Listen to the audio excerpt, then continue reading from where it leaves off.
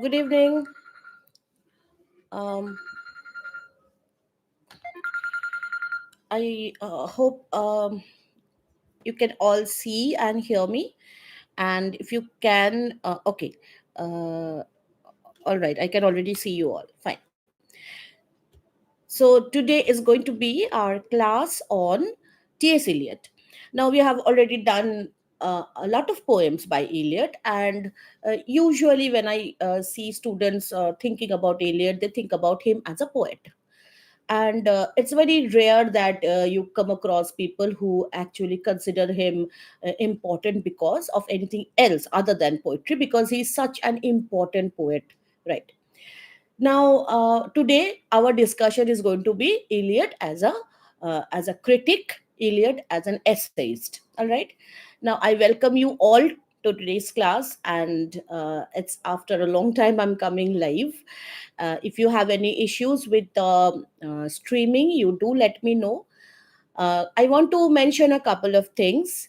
That Number one, I will be dealing with particularly with three very important essays today. Okay, and out of which, um, well, usually I'm saying usually, whenever any question is asked in say it's UGC net or CUET entrance, if the question is on modern criticism or Eliot as an essayist, usually these three essays are taken into consideration. So we'll be doing an in-depth study of the particularly these three essays. Number one, tradition and individual talent. Then we have Hamlet and his problems. And the third one is uh, we will be dealing with what Eliot thought on the metaphysical poets. Now, I will be doing these sequentially. And what I'll do is I'll share my screen with you so that you can look at the text. And while I'm dealing with the text, you will have to focus on that. After I finish each and every text, I'll just go to the comment section, and then I'll see your comments. All right. um, so you keep commenting, and then I'll try to answer those questions which you have raised. But since I will be sharing my screen with you, I will not be able to always constantly look at all your comments or questions or feedback. So you have to wait for that. You comment or you keep the questions ready, and try to limit your questions, try to not repeat them in the comments, okay, so that we don't spam the whole comment box. And then we can start. All right. I hope you're all doing fine. I'm really good now. Okay. So here, just a minute. Let me share my screen with you. If you are watching through a mobile device, you can rotate your screen so that whatever I'm showing you on screen will be a bit larger for you to see.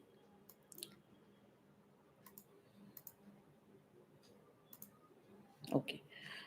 Just give me 5 minutes here.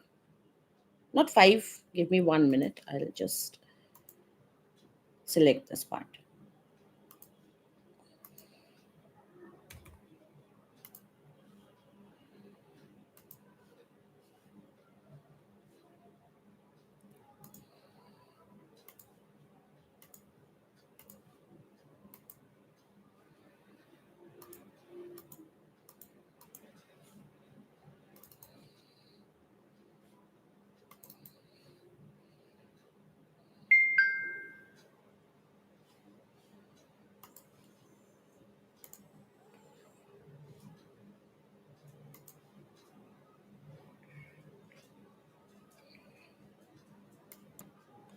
Okay. So I hope you can see what I'm sharing, and I'll zoom it. Don't worry. Okay. So before I begin studying the text, tradition and individual talent with you, I want to just give you a little introduction about this Eliot as an essayist. We have this very important book, The Sacred Wood that is by Eliot, which is a collection of different essays. And most of these essays, these were, published in some kind of periodical, or sometimes, like mostly it was published in places like Times, um, uh, reviews and all, where Eliot used to write reviews on either literature or literary figures or some movement. Okay. And then later on, this book, The Sacred Wood, it was published. So if somebody asks you about the publication date of any certain particular essay, you have to know about the individual publication of the essays. Okay. So that is a homework which I'm giving you. Let's find out how you are uh, uh, interested in all these things. But after the class ends, this entire study material will be shared with you, where I will be mentioning all these additional information which is not yet displayed here, so that you would know that when each individual essay was published and where it was published, and eventually when the Sacred Wood was published as a collection. Now we will be dealing with these three essays, out of which the first two essays are part of Sacred Wood collection, that is the name's book. But the third one, which I'll be doing, that is the Metaphysical Poets, it belongs not to the Sacred Wood collection, but it was independently published. But that is so important when, and I come across so many questions from that essay, all across, UG level questions, PG level questions, and net set, that I thought that you should know about that essay. Okay, all right. Now, I'll just quickly start with our tradition and individual talent. Now, first of all, let us understand why Eliot was writing this essay. If you have watched my videos on the Wasteland, Proof Rock, or any Eliot poem, then you would know that Eliot was part of a departure from earlier poetic trends. Earlier poetic trends means especially the ones which were followed by the Victorians, the Georgians, the Romantics. He was more about imagism. Okay. And he was more about objective, correlative. I had discussed all those terms in our understanding of poetry. In this essay, we will be very clear why he believes in that kind of an approach. So, first, let us look at what are the things that he said in this essay. Okay, tradition and individual talent. And I have seen students spending hours on books on Eliot's criticism. Okay, books explaining the essays to you, which are written in horribly complicated language, whereas Eliot himself wrote in a very simple language. Yes, you heard me right, very simple language. So it's very easy the way he writes. It's filled with humor. It's filled with an a very light engagement with the audience. This is not Eliot who is writing poetry, and that is the difference. When Eliot writes poems, he gets inaccessible. You can't reach out to him. Okay, you can't look at what he is actually like. But here you can actually see him talking to you. And this style was very much also, I believe, a part of the way in which George Bernard Shaw, if you have read his essay on freedom, you would see the way they keep interacting with very lively and very relevant style, where they give examples from real life and they make you understand things in very simple way. Okay, so that is what Eliot is as an essayist. Okay, so what is he saying here? In English writing, we seldom speak of tradition. Now, in this essay, he will first talk about tradition, then he will talk about individual talent. He wants to write about the two important things that govern creativity. Suppose you are going to write a poem. Okay. So Is your tradition important? What is tradition? First he will define tradition, then he will say how important is tradition in any kind of creativity, and how important is individual talent. Okay, and then he first decides to explain to us what is the meaning of tradition. Okay, and then we'll just go to the important things that he says. He says every nation, every race has not only its own creative but its own critical turn of mind.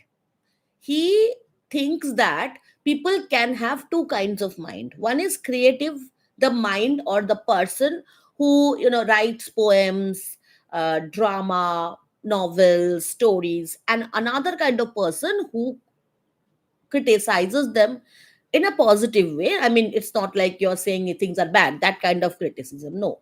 Critic means somebody who appreciates, evaluates, and in a way, um, speaks about any work of art. That is a critic, right? So a person can have a creative mind, or a person can have a critical mind. Sometimes a person can have a blend of the two. And in every nation, we have, uh, like, say in India, there are people who are authors and there are people who are critics. Okay, so there are these two kinds of tendencies in any nation, and is even more oblivious of the shortcomings and limitations of its critical habits than that of its creative genius. But he says that a nation has two kinds of people, two kinds of tendencies, but usually people of any country, they are more aware of the creative personalities, right? If I ask you, name some creative personalities of India, you will like right throughout the ages you would say, yes, there is Kalidas, there is Rabindranath Tagore, okay, there is Girish Karnad. I ask you, name one Indian critic, and you won't be able to say. I'm not blaming you, but that is the usual tendency of people. We don't appreciate critics so much as we appreciate creative people. Okay, now let me ask you one thing. When you begin studying literary criticism, whose book do you read the first? You read about Aristotle. What was Aristotle? Was he a creative person? What was Plato? Was he a creative person? No, he was a critical person. They, like, Aristotle is a clearly critical person because he is taking up plays written by Sophocles, and then he's explaining them to us, talking about the various aspects of tragedy, right? So Aristotle is basically a critical mind. So see, examples of critical mind is not that uh, absent from your knowledge, but it's that when I ask you, name a critical person, name a critic, it's not usual that you come up with the answer Aristotle, right? So that is what he's saying, that we are not aware, we are oblivious to the presence of the critical minds, critical habits.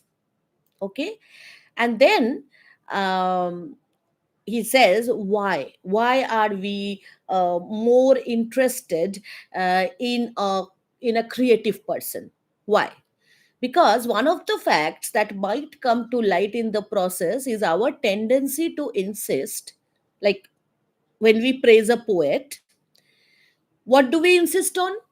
Suppose, okay, let's take the example of a magazine which you have published in your college. Okay, and one of your friends has published a poem there. You find that poem to be great. Why? Because it does not, like, when do you say that a poem is great? When the poem is different from the usual poems you see around you, right? If the poem is very much like the poem another person has published recently, then you wouldn't call that a great poem. So whenever we look at any poem or any creative work, we try to praise it for its difference from other people or difference from other works of art. Okay, for its individuality. That is what we do. So we focus on what? Upon those aspects of his work in which he least remembers anyone else, resembles anyone else. So we appreciate those parts about that piece of art where that poet or that creator has been different from others. In these aspects or parts of his work, we pretend to find what is individual. Okay? What is the peculiar essence of the man? We dwell with satisfaction upon the poet's difference from his predecessors. Predecessors means the people who have wrote before that person. So if you are appreciating a work of art, such as you're appreciating the work of Blake, and we usually say that Blake was different from anyone who wrote before him because of this. Or even in Eliot, see, I just told you that he departed from the tendencies of the Victorian poets. Okay, so we tend to appreciate elements in a poem or in any work of art depending on where and how it is different from its predecessors. So we appreciate a poem because of individual talent of the poet. Okay, that is our tendency. We endeavor to find something that can be isolated in order to be enjoyed. So we say that Blake has mysticism. So we have isolated mysticism and we enjoy it. We say that Eliot has imagism because there was no imagism in, say, Georgian poetry, or according to some critics, or say Victorian poetry. So we isolate that element and enjoy it. Okay. And therefore, our approach to a work is to appreciate the individuality of a poet. Now, what I have done is I have taken a portion of this essay and then I've tried to give you some gist about what is it trying to say here, and in simple terms, so that you can have a revision here. Now, he goes on to say, yet, if the only form of tradition, so what is tradition for us? When I say that somebody is traditional, we mean that somebody is exactly like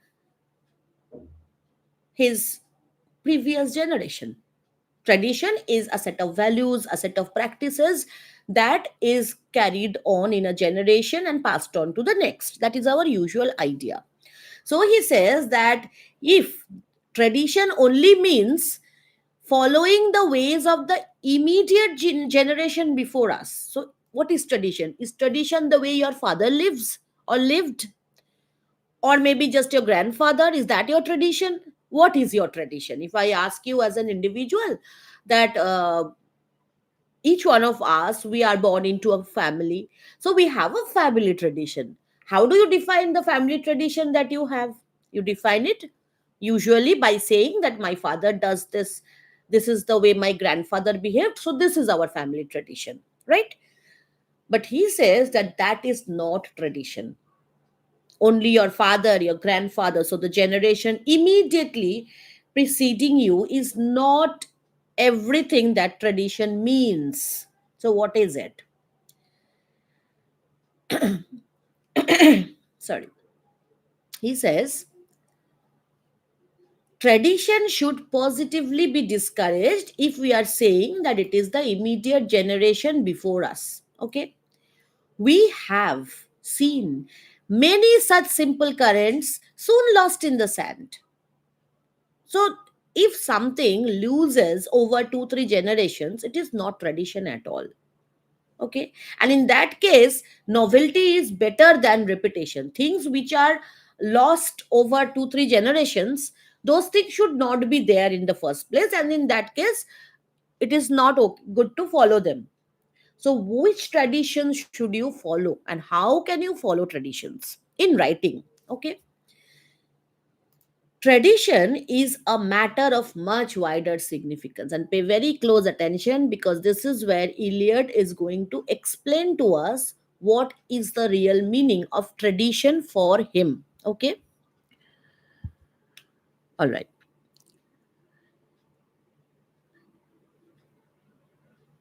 He talks about tradition as the historical sense.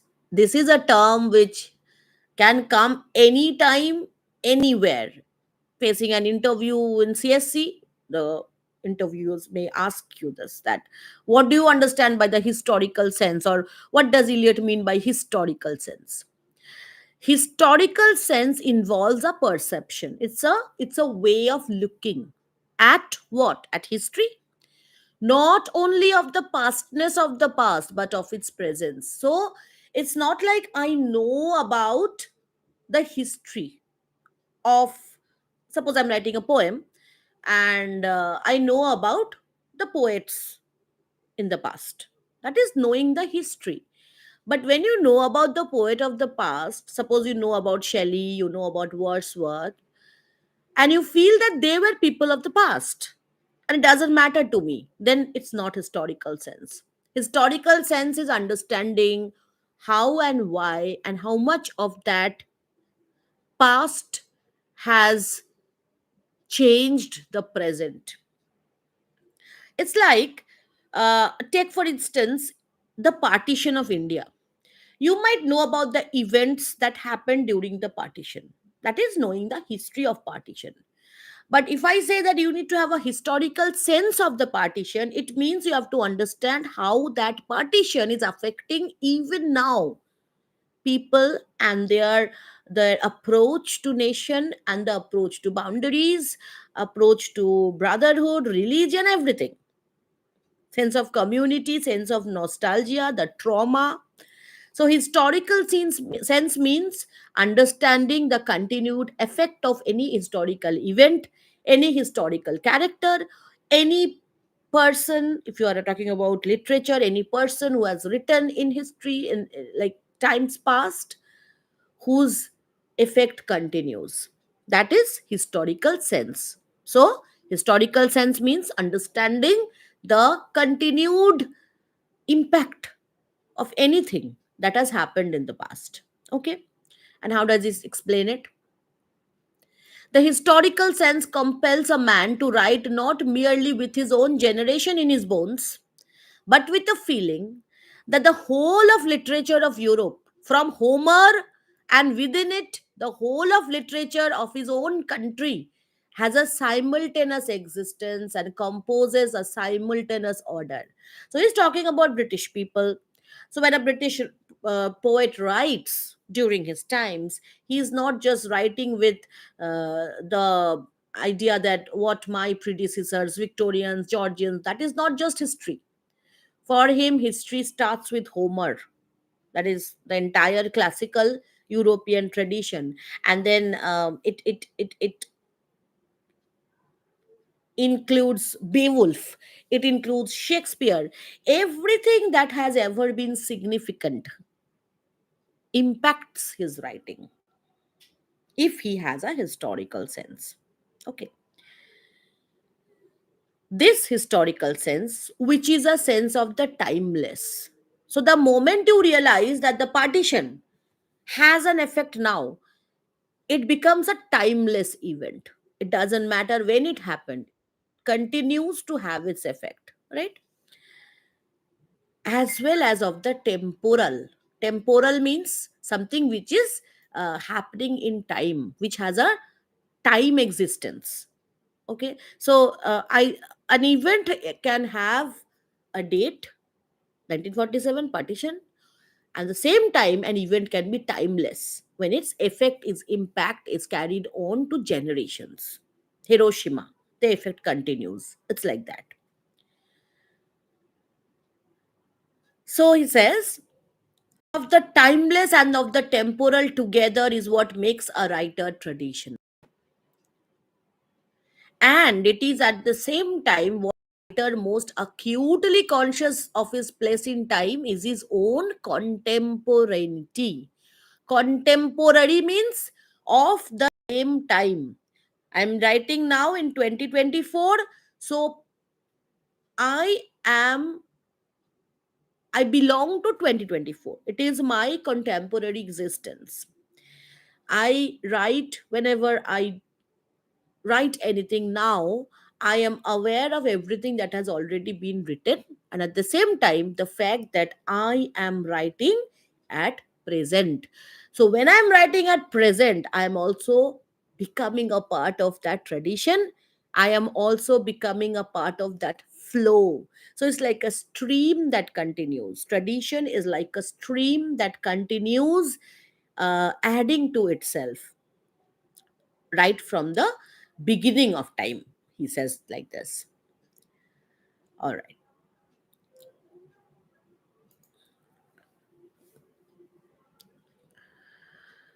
Um, Now we come to the next part of it. The most important line. I have quoted this line so many times when I'm teaching Eliot's poetry. No poet, no artist of any art has his complete meaning alone. Let me explain this line clearly. Suppose you are studying um, Coleridge. Okay. Coleridge's Kubla Khan. There's this line where he talks about the where Alf, the sacred river, ran through caverns measureless to man, down to a sunless sea. Okay. Now, see, when you are an undergraduate student studying Kubla Khan for the first time, you don't have that historical sense. In the sense, you don't probably know about Milton's Paradise Lost, Book 4. But I'm talking, Eliot is talking about a person who is aware. Okay, a critic or a poet. Then,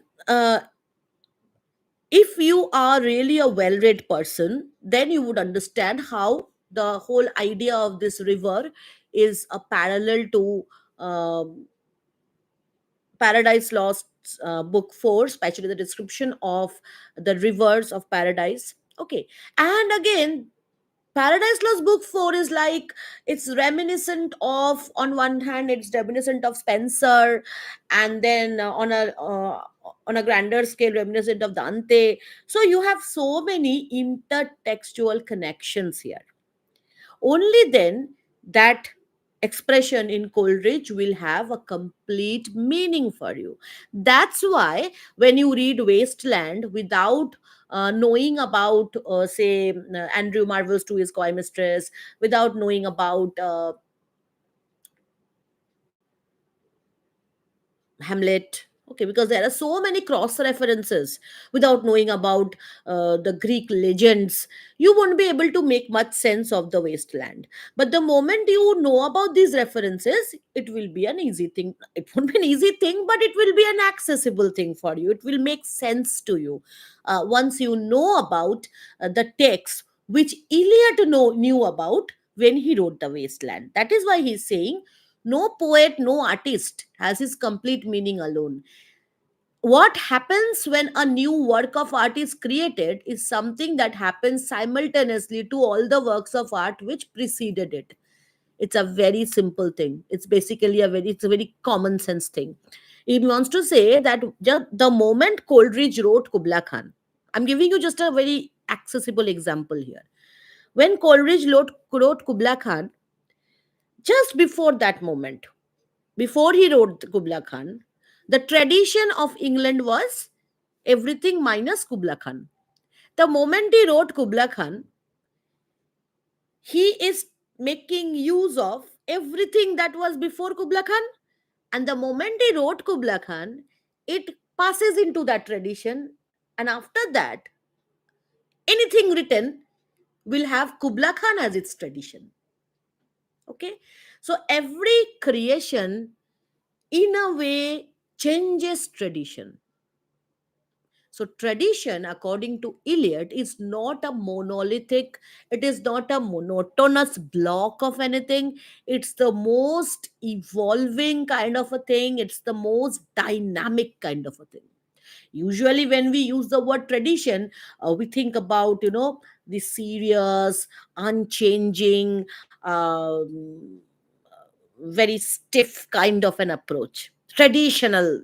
When do we use the word traditional? Often we use the word traditional in a negative way.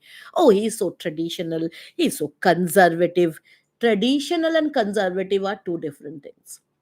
Tradition means you are aware of what has happened, and you are aware of how your actions are going to change it. Okay. And then he moves on to say something very important, that what is the relation of the poet to the past. When you are writing something, that means you are participating in a tradition, you are changing a tradition, you are evolving a tradition, so you are engaging with the past in a way. Okay. To proceed to a more intelligible exposition, that is, to understand. In simple terms, this entire thing means to understand the relation of the poet to the past. He can neither take the past as a lump. Now, suppose you are a poet. Now, Eliot is giving a prescription here that how you should approach the past. Okay. So, you should not approach the past as, well, a kind of, just a minute.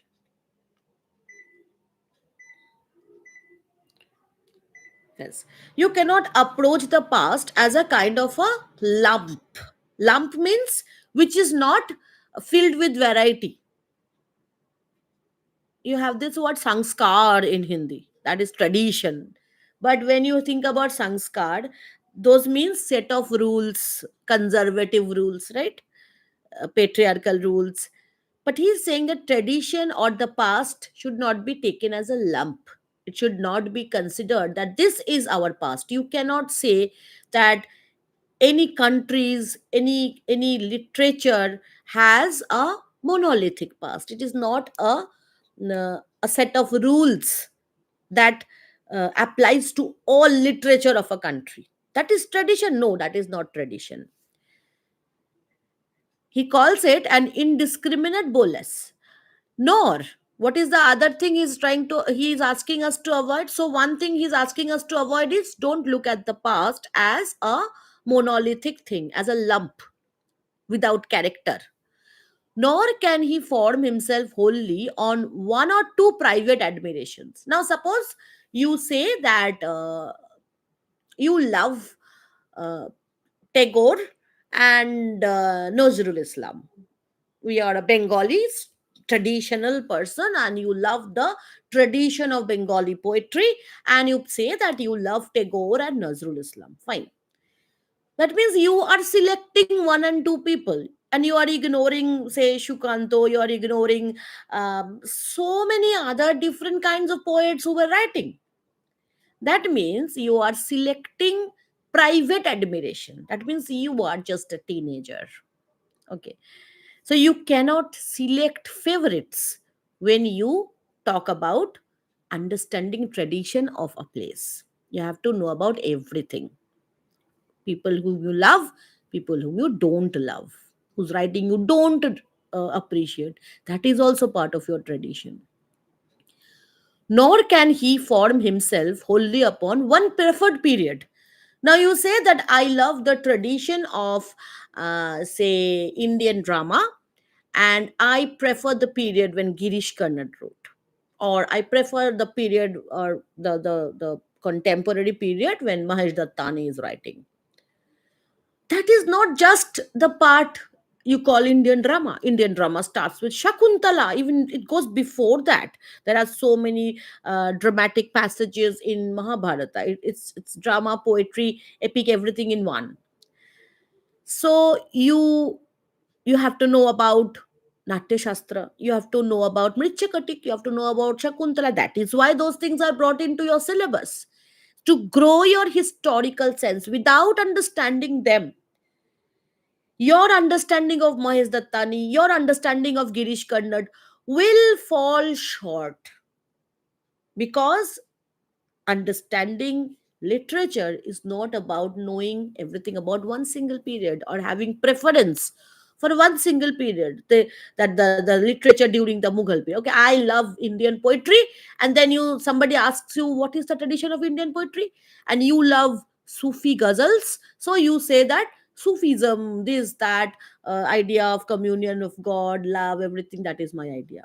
Or suppose you love Baul, which is like a Hindu equivalent of Sufism, if I can dare to say that.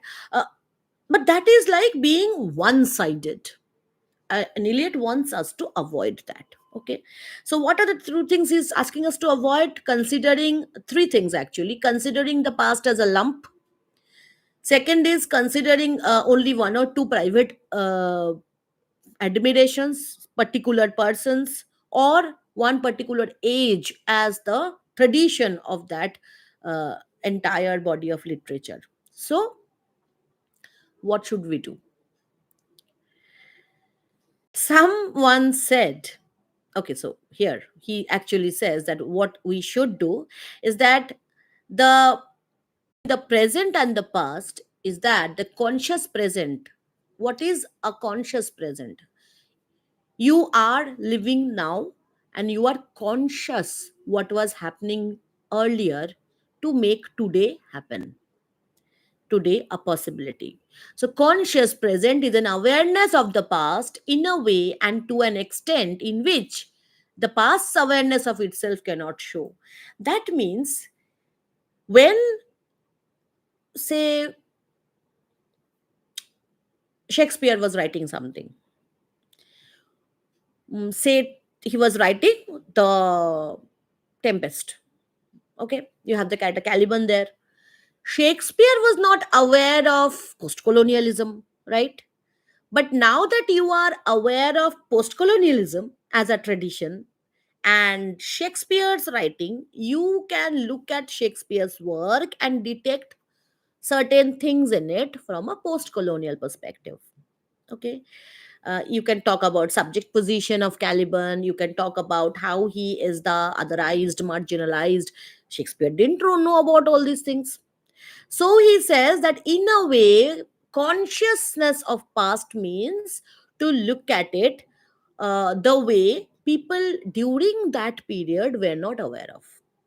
That means what? You're evolving into something. It's an ongoing process. And he says, someone said the dead writers are remote from us because we know so much more than they did. And sometimes it happens, people say that, she's explaining as if she knows more than Shakespeare. It's not like they know more than Shakespeare.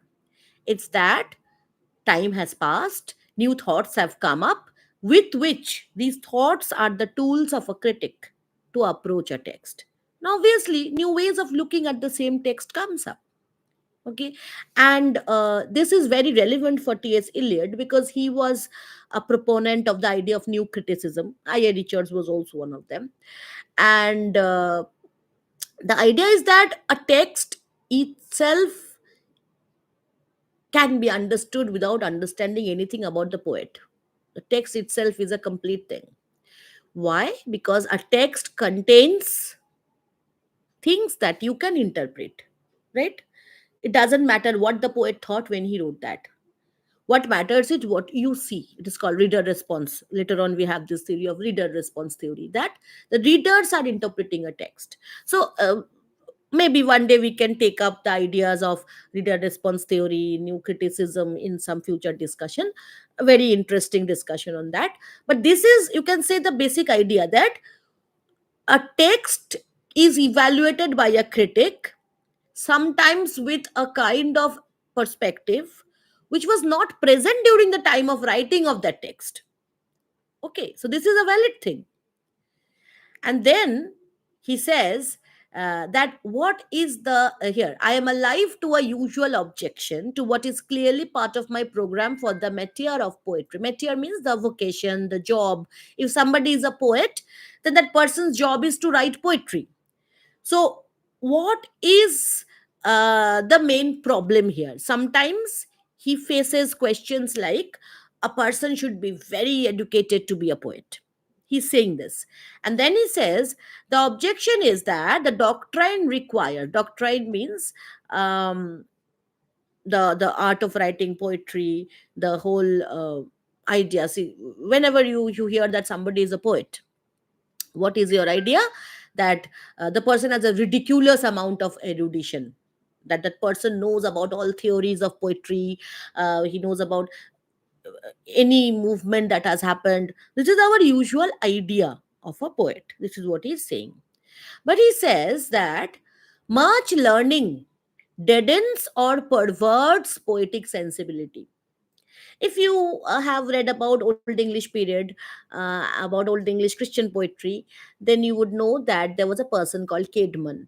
And Caedmon was the person who first gave a kind of a Genesis story, the story of Genesis that is there in the Bible, in English. Okay, like in Old English. In there, that time, that English was very different from this English. And it is said that he was a completely illiterate person, and one fine day he got up in the morning, and he used to work at the church. Suddenly words started flowing out of him, and he wrote them. He composed this Caedmon's hymn. uh, Only a few lines have survived over that time. It's lost mostly, but it's beautifully composed. Similar stories are abundant about minstrels and these poets who who are not literate in the sense that they are not educated in some huge university. Everybody is not John Milton, or even sometimes they are illiterate poets, great poets, right? So he's saying that it is, if you are much learned, then that actually kills your creative spirit. And that's true, right? This happens. Suppose you are supposed to write an essay on any topic, and you just write on your own spontaneously. It becomes very creative. The moment you do a lot of research, you already know this person has said this about this, that is this, that. Then what happens is you become a collage of different perspectives, and you feel like you're stifled. You don't feel that spontaneity, right? That is the problem with over learning.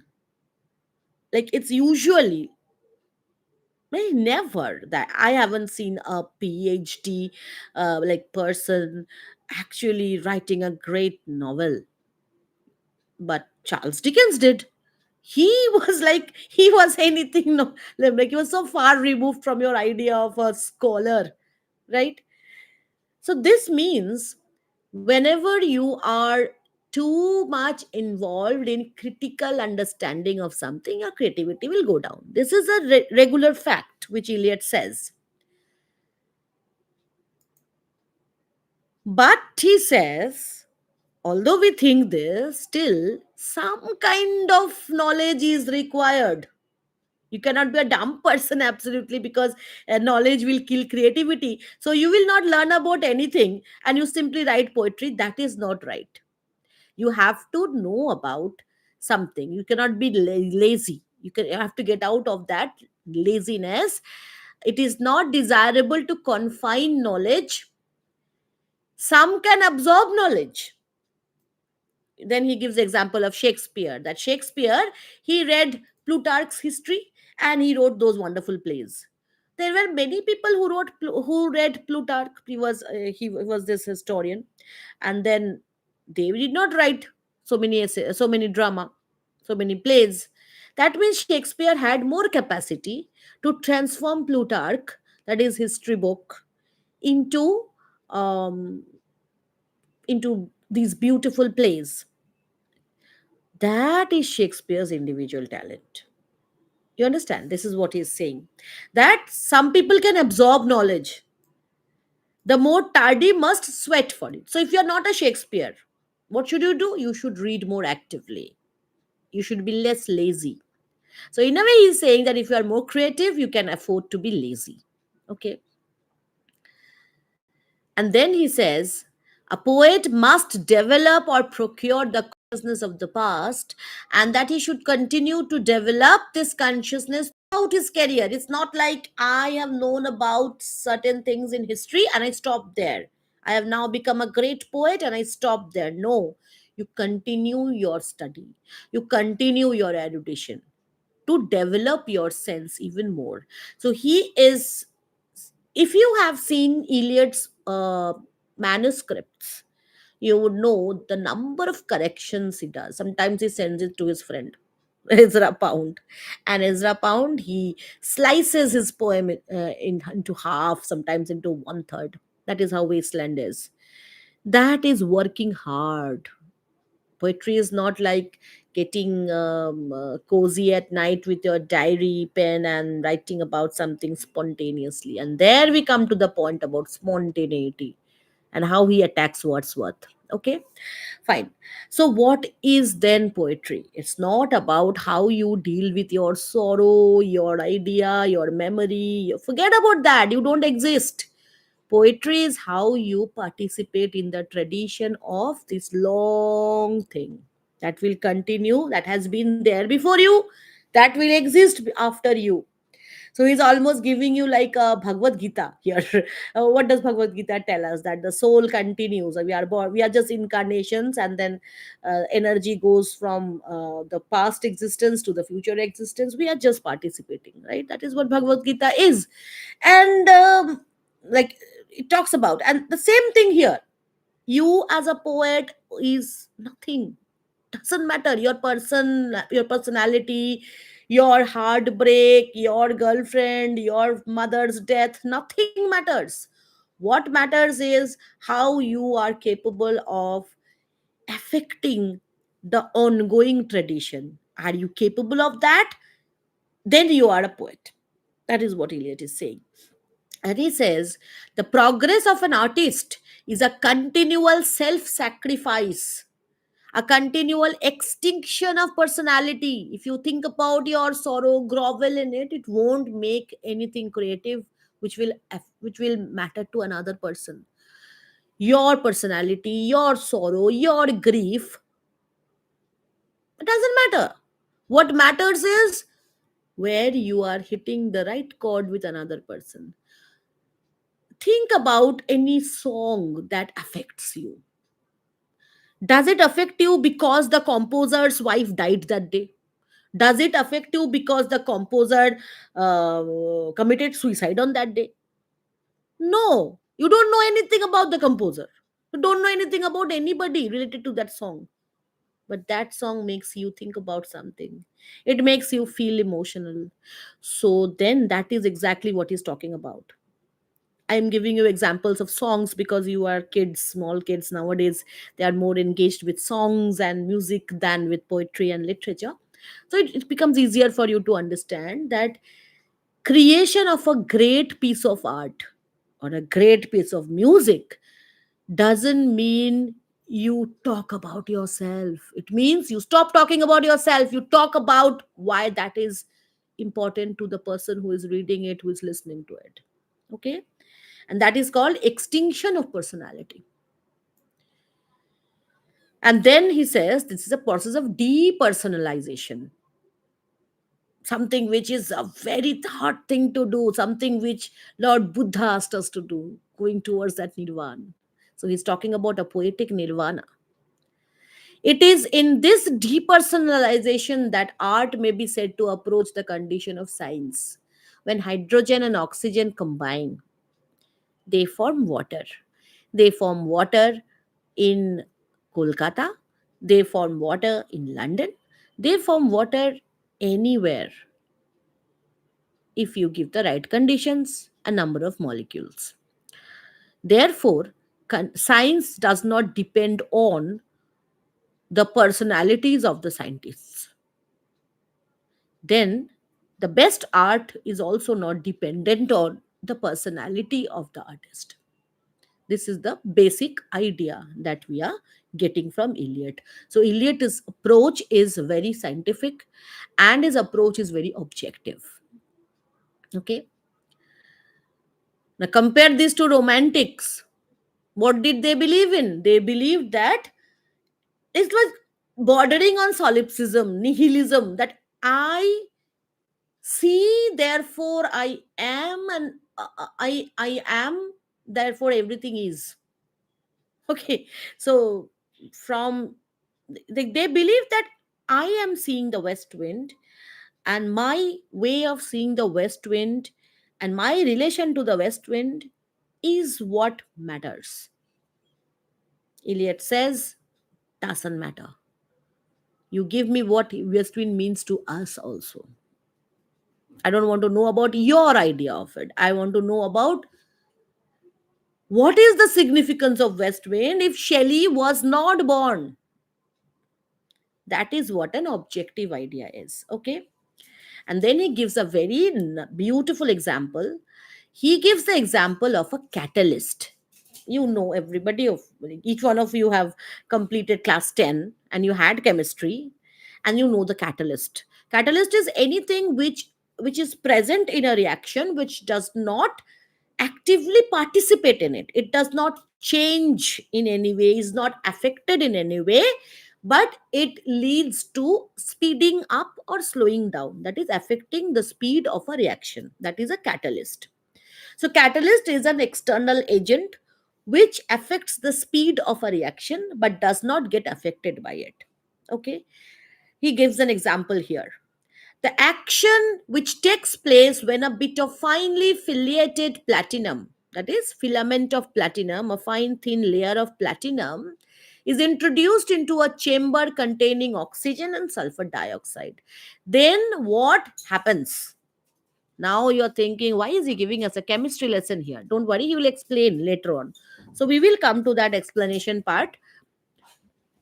And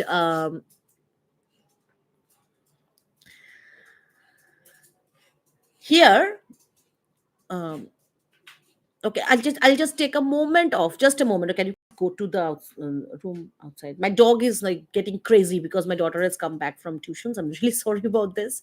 I really need to get my dog outside because it's going to make a lot of sound. Let it calm down. All right. Sorry for the interruption. Fine. And then we come to this part where he says, uh, what is then, what should be our approach when we criticize a poem, when we look at a poem? So, first, what he does, he says that a great work of art is not about knowing the personality of the artist.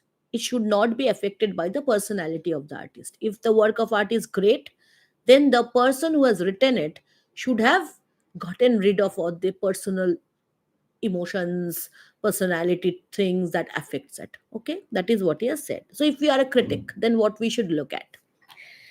He says that honest criticism and sensitive appreciation are directed not upon the poet but upon the poetry.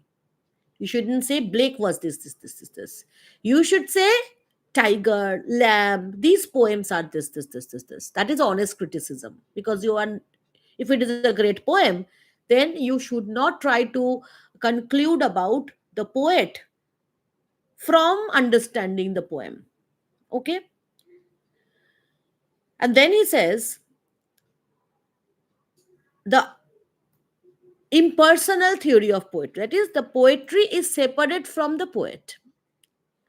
And then what is the relation of the poem to the author? If the poem is not going to tell us about the author because they are separate, how are they related? Are they related at all? He says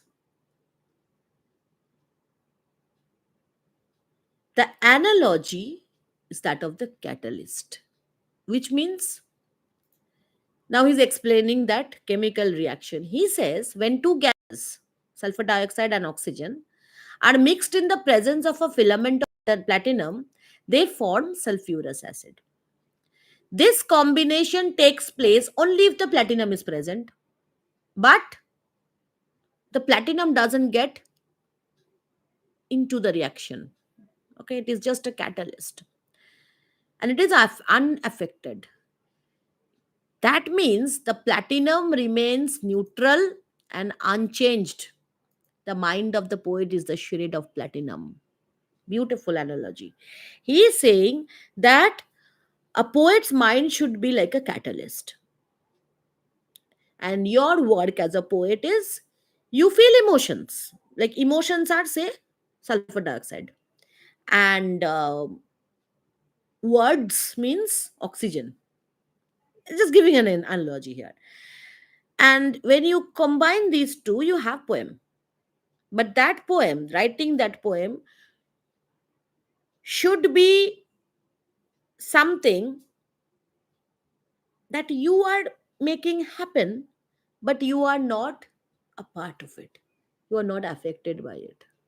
And what does this analogy tell about Eliot as a poet, Eliot as a critic? It shows that Eliot had such a scientific mind.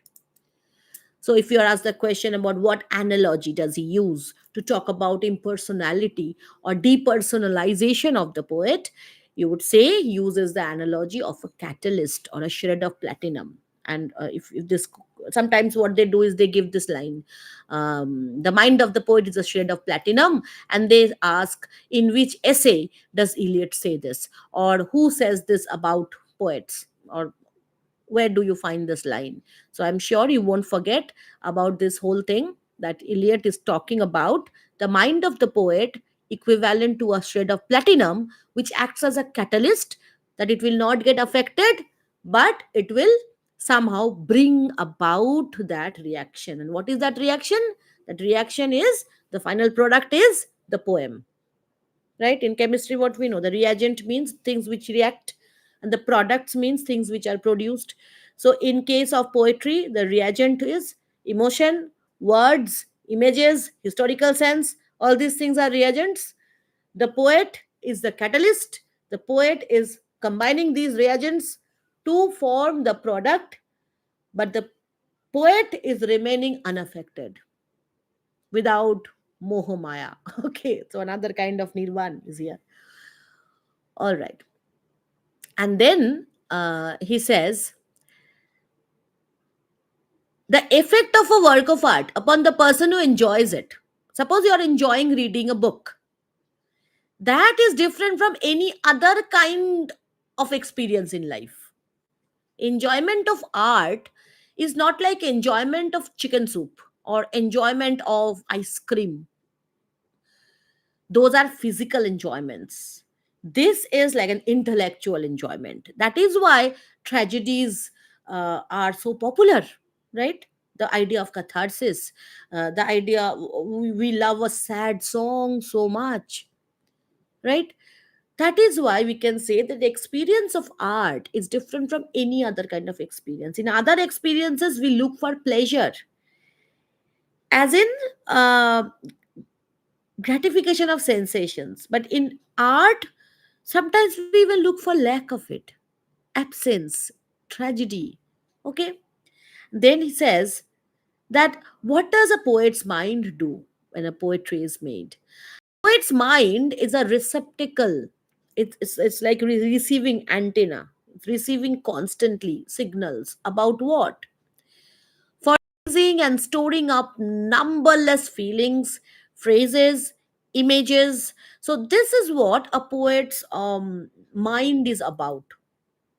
And what it does is, these ideas, numberless ideas, and not just the ideas which I got today, feelings that I have today, but feelings that I felt maybe in my childhood, maybe in my adulthood, early adulthood, adolescence. These feelings, phrases, words that I remember somewhere from some book, images which I've seen somewhere, remember from some poetry, which remain there. So it is not something like I'm feeling right now when I'm writing. It's not spontaneous. It's about storing up everything, processing it. So it's like a CPU out there. It's a brain working there, not just a heart working there. Okay.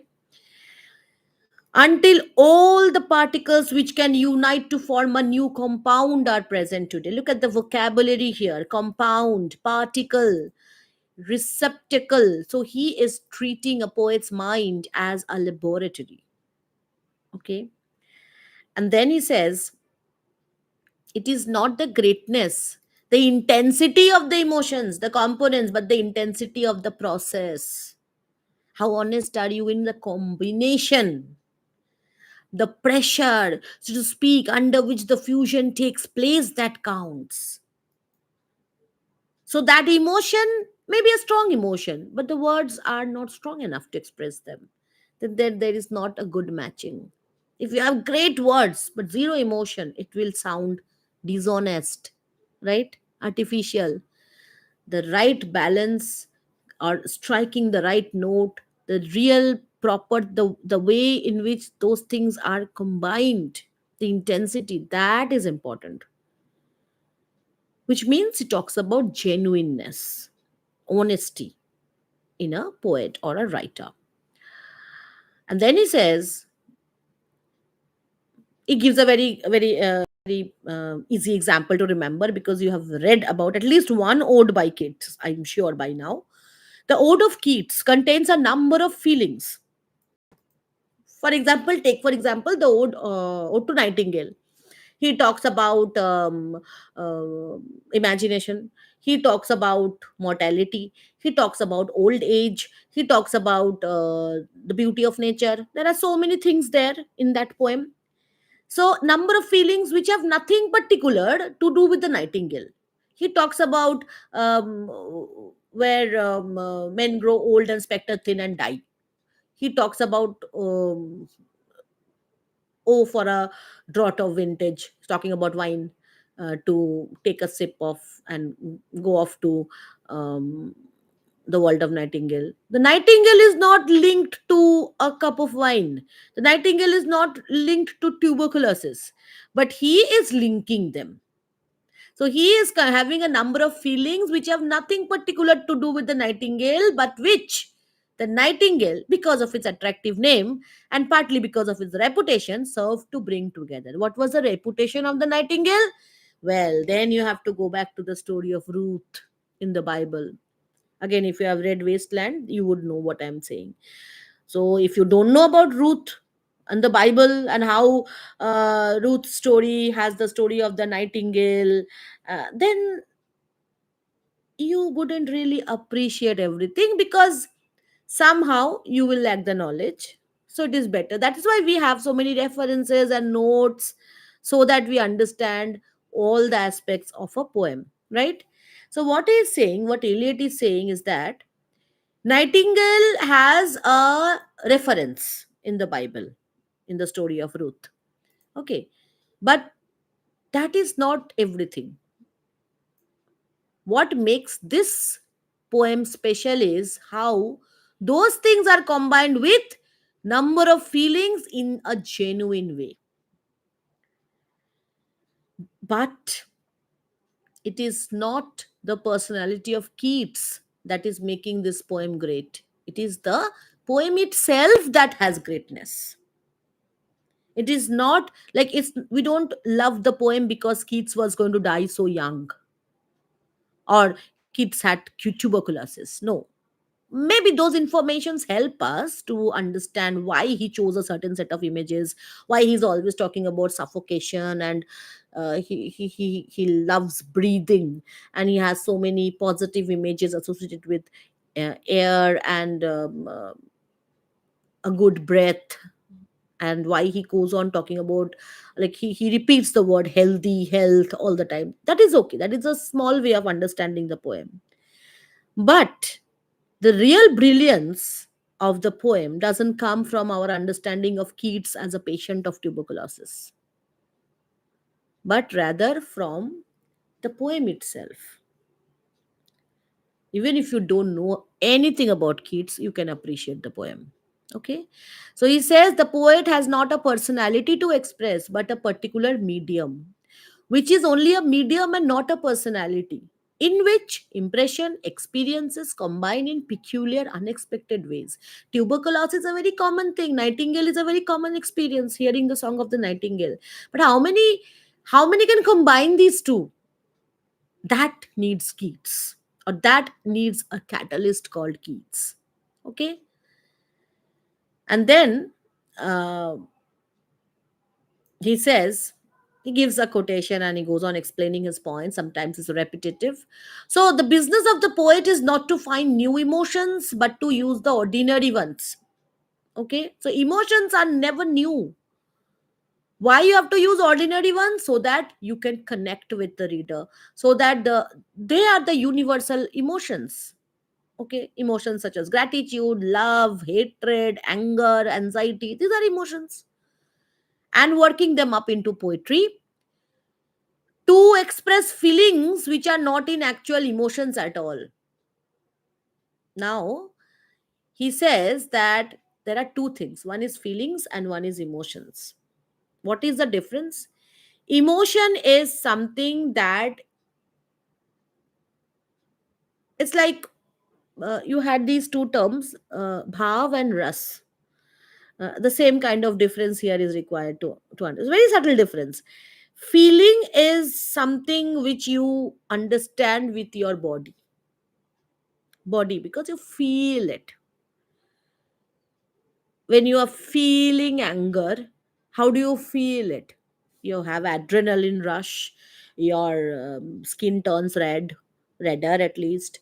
Okay, you feel flushed, maybe your eyes roll out. When you are feeling in love, then how does your body respond? Your eyes become dilated looking at the person who loves you. So feelings are related to your body, and emotion is related to your mind. Okay, so the feeling of love and the emotion of love, who which is more permanent, which is more universal? Emotion. But here Eliot is saying that what poets do is they focus on the feeling, the lesser poets. Okay, and he says that a direct hit at Wordsworth. See, Wordsworth had said poetry is a spontaneous overflow of powerful feelings, which means Wordsworth is being talking about physicality. Eliot says, I don't believe in feelings. I don't care about your feelings. I care about emotions that you can arouse in me as a reader. I don't care about your feelings as a poet. I care about my emotions as a reader. Okay. And he says that emotion recollected in tranquility is an inexact formula. You cannot combine emotions and turn them into feelings, or you cannot create emotions, feelings together. And then he says these experiences are not recollected, and they finally unite in an atmosphere which is tranquil. What is tranquil? Peaceful. Wordsworth said that I'm at peace now. I'm thinking about what I remember in the past, and then I'm combining them to form poem. What Eliot is saying is that how can you be spontaneous and thinking at the same time? It's not possible. Spontaneous is feeling, recollection is thinking. How can you combine the two? How can you be genuine? There must be a gap then. And he's so right in a way that, see, when you read Wordsworth, Tinton Abbey, Immortality Ode, what do you actually read? You read what Wordsworth was feeling, right? Why should I care? Why should I care how many blessed moods he has from nature? I should be led into a feeling of my own. Do you feel anything when you read Wordsworth? Trust me, you don't. He looked at daffodils and felt that way. What about me? So, reading Wordsworth's poem is reading Wordsworth's feelings and not interested in that. That is what Eliot's perspective is. And he says, poetry is not a turning loose of emotion, but an escape from emotion. The moment Wordsworth will stop talking about himself, he will be interesting. And he actually wrote a poem like that. It's called Michael. If you have read that poem, you can relate to it. We see Michael there. We don't see Wordsworth all the time. It is not the expression of personality, but an escape from personality. But of course, and that's a beautiful line. Those who have personality and emotions know what it means to want to escape from these things. Personality and emotions. He's not saying don't have personality and emotions. He's saying have them. Experience the world with them. And then when you write the poem, don't let the readers be overpowered by your emotions. Let them be catalysts to form something that the readers can link to, relate to, and that should generate that kind of a response in them. Okay. And then he gives this Greek phrase. It is basically from Aristotle's On the Soul. Aristotle wrote this piece, and I've taken the contextual translation here. Aristotle is basically saying that uh, your memory your love, all these things belong to your, um, you feel that you belong to your mind, right? But you realize that when you lose somebody, okay, maybe that person is dead or has broken your heart, that moment you feel that you will be destroyed, and then over time it goes off, right? The mind remains. So that means thinking, loving, hating, they are not actually of they don't make the entirety of your mind. Your mind is feeling, but the feeling is not equal to your mind, because you can get rid of feelings. You can, like that, that's what the sadhaks do, that is what the sages do. They get rid of emotions, moha maya ko tag kiya. So that is what mind is. Mind is something which can get rid of feelings, right? When you're feeling bad, you can get rid of that feeling. That means mind is not something that is only the feeling. Then what is the mind? The mind is more divine. Now, if you look at the Greek that he takes up, Eliot is very scary at times because of these references where he wants us to run back to Aristotle's book and check out dictionary and understand what he means. But he says that this line means exactly this part of the whole quotation. So this is not this whole thing, okay? He just takes up this one part of that whole thing where it reads, the mind is something more divine and is unaffected. That means mind is not something which gets affected by petty experiences of life. Mind is something more divine. Similarly, a poet should not be affected, should not be changed, should remain like that shred of platinum. Okay. And he says that the main purpose of this essay, why is he writing this essay, that he wants us to look at poetry from a practical point of view, not to think about the poet all the time, but to think about the poem itself. How is that poem important? Don't talk about the feeling of the poet, talk about the emotion that is generated in the reader by the poem itself.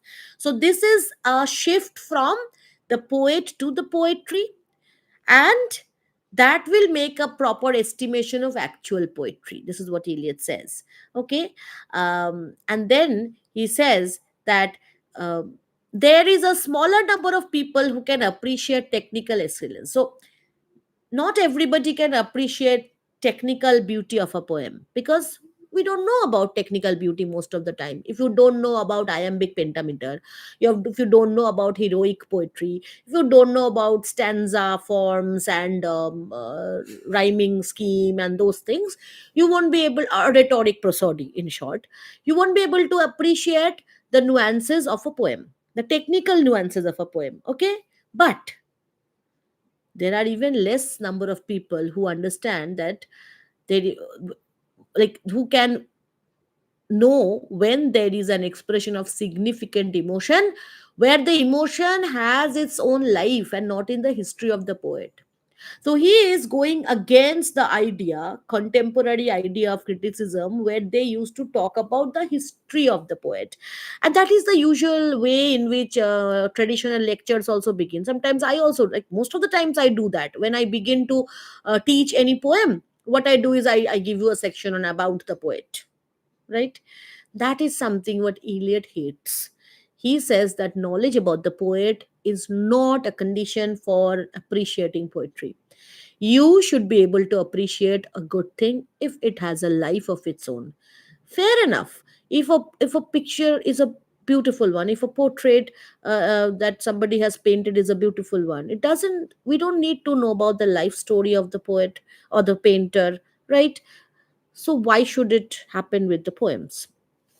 And then he says that the emotion of art is impersonal. Poet cannot reach this impersonality without surrendering himself. So he's talking about surrendering, and then he's talking about being um, this present in the moment, but conscious of the past.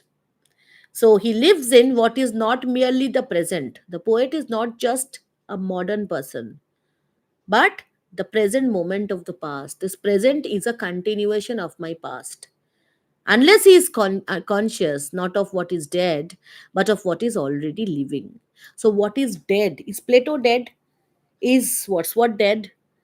Is Shakespeare dead? No, they are living and they are changing. The way any play is going to be written now, they're affecting. And similarly, any play which is going to be written now is going to affect the way we look at Shakespeare. Which means when Ibsen's Doll's House was written, produced, then we look at Viola in a different light.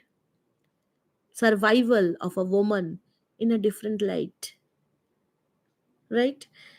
So that is it. That is the way in which he says that tradition is not a monolithic, fixed, rooted thing, but it's a continuous flow. All right. And then the main, I've listed down most quoted lines which come always, all the time, and you should be able to now explain what these lines mean. And sometimes they give this line and give you three four options explaining the lines. I mean, they say in this way that the mind of the poet is straight of platinum means, and then they give four things, and you will be able to identify the right option, I'm sure. Okay, now we move on to the essay which I love the most. If you're feeling hungry, you can have a bite of something because it's going to be a long session. Okay, let me just get back to your questions if you have any questions already, because I've already completed one essay. Just tell me if it is going okay for you. I'll just quickly go over. All right. Yes, Afrin reads it will be available. It will be available for everybody. It will not be just for members, of course, for everybody. But I appreciate everybody who has joined the this channel, because well, it feels better to be more connected, and it becomes easier for us to share some study materials like this PDF. It will be shared with the members, but the class will be shared with everybody like a normal live post. um, okay.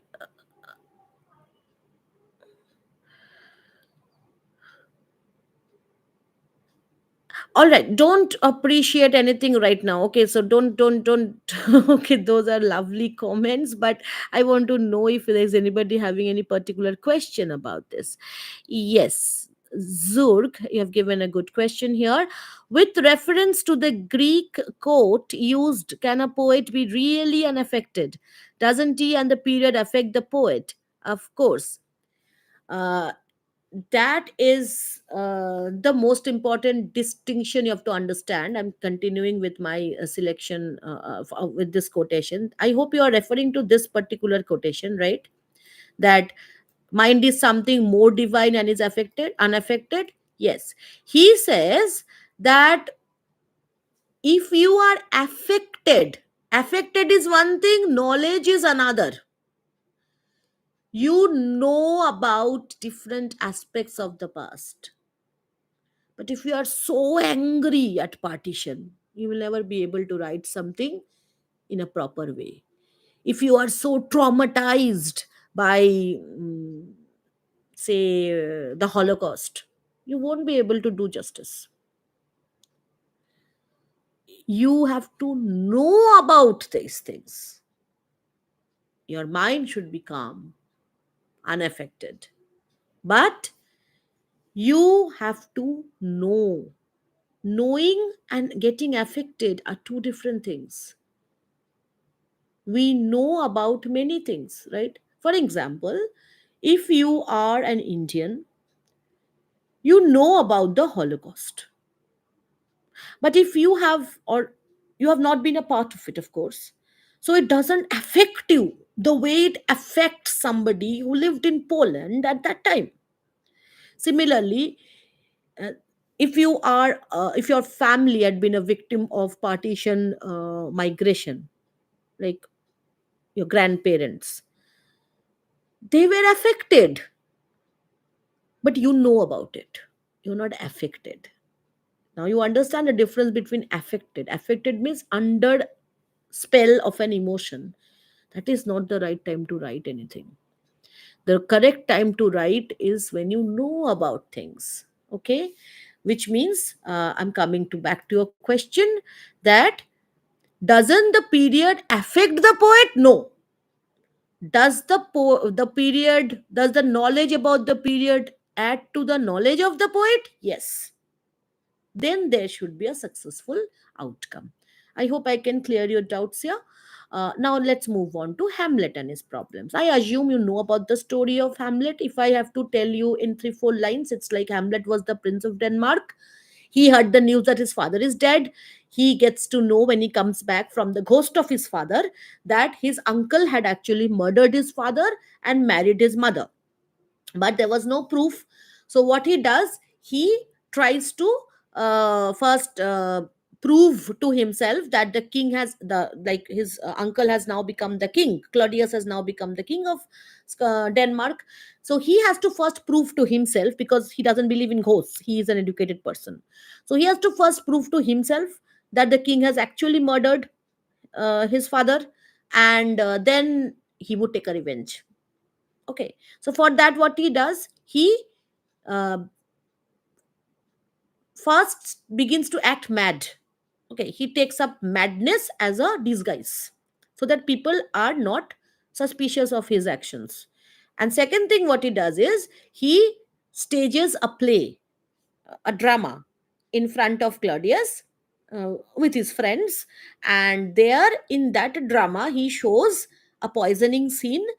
Looking at that, Claudius gets very excited, and because he feels that if he is purposefully shown this, everybody has already known that he's a murderer, and he leaves the chamber. Seeing that, Hamlet now gets sure, and he goes, and eventually there is a lot of tassel, and he ends up killing Claudius. And there is this story about his mother, who is presented in Hamlet, the drama Hamlet, as a person who did not know that Claudius has killed her husband. But she gets married to the brother in law. Okay. So Gertrude is presented as not a scheming woman. It's not like she joined hands with Claudius to kill her husband.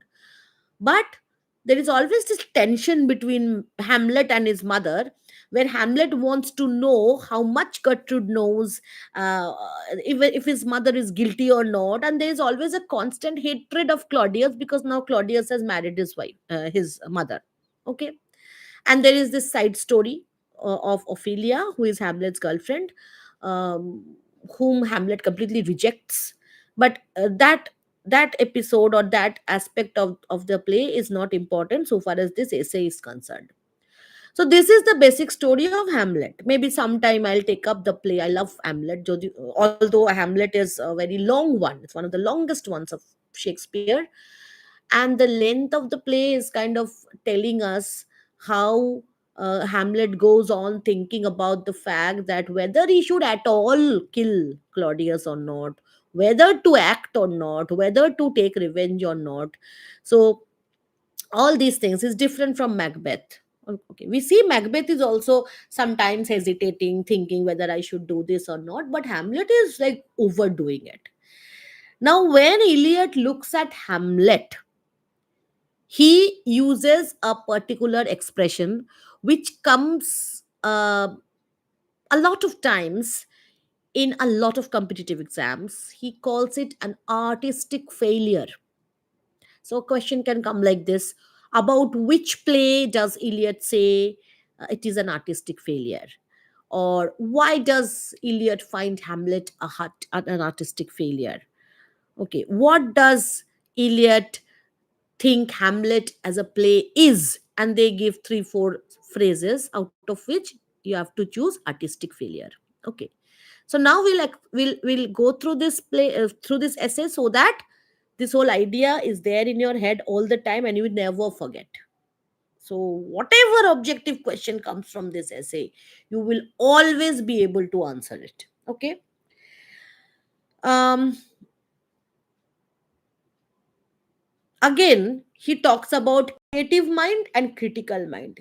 Now you've understood by now that who loves a creative mind as well as a critical mind. But he says that creative mind is the territory of a poet. If you are a critic, you cannot be a creative person while you are criticizing something. It's like if you are going to be an art critic looking at a painting, you cannot take a paintbrush and paint over it, right? You cannot paint another picture to criticize a painting. You have to talk, you have to use your critical ideas, right? That is what a critic does. But he takes the example of Coleridge and Goethe to say why some critics are horrible critics, because they can't be critical. They always have to be creative when they talk about something. And how does he say this?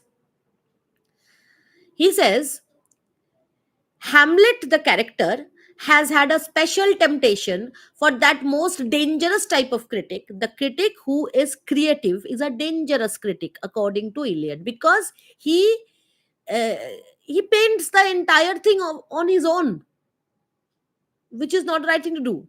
Okay.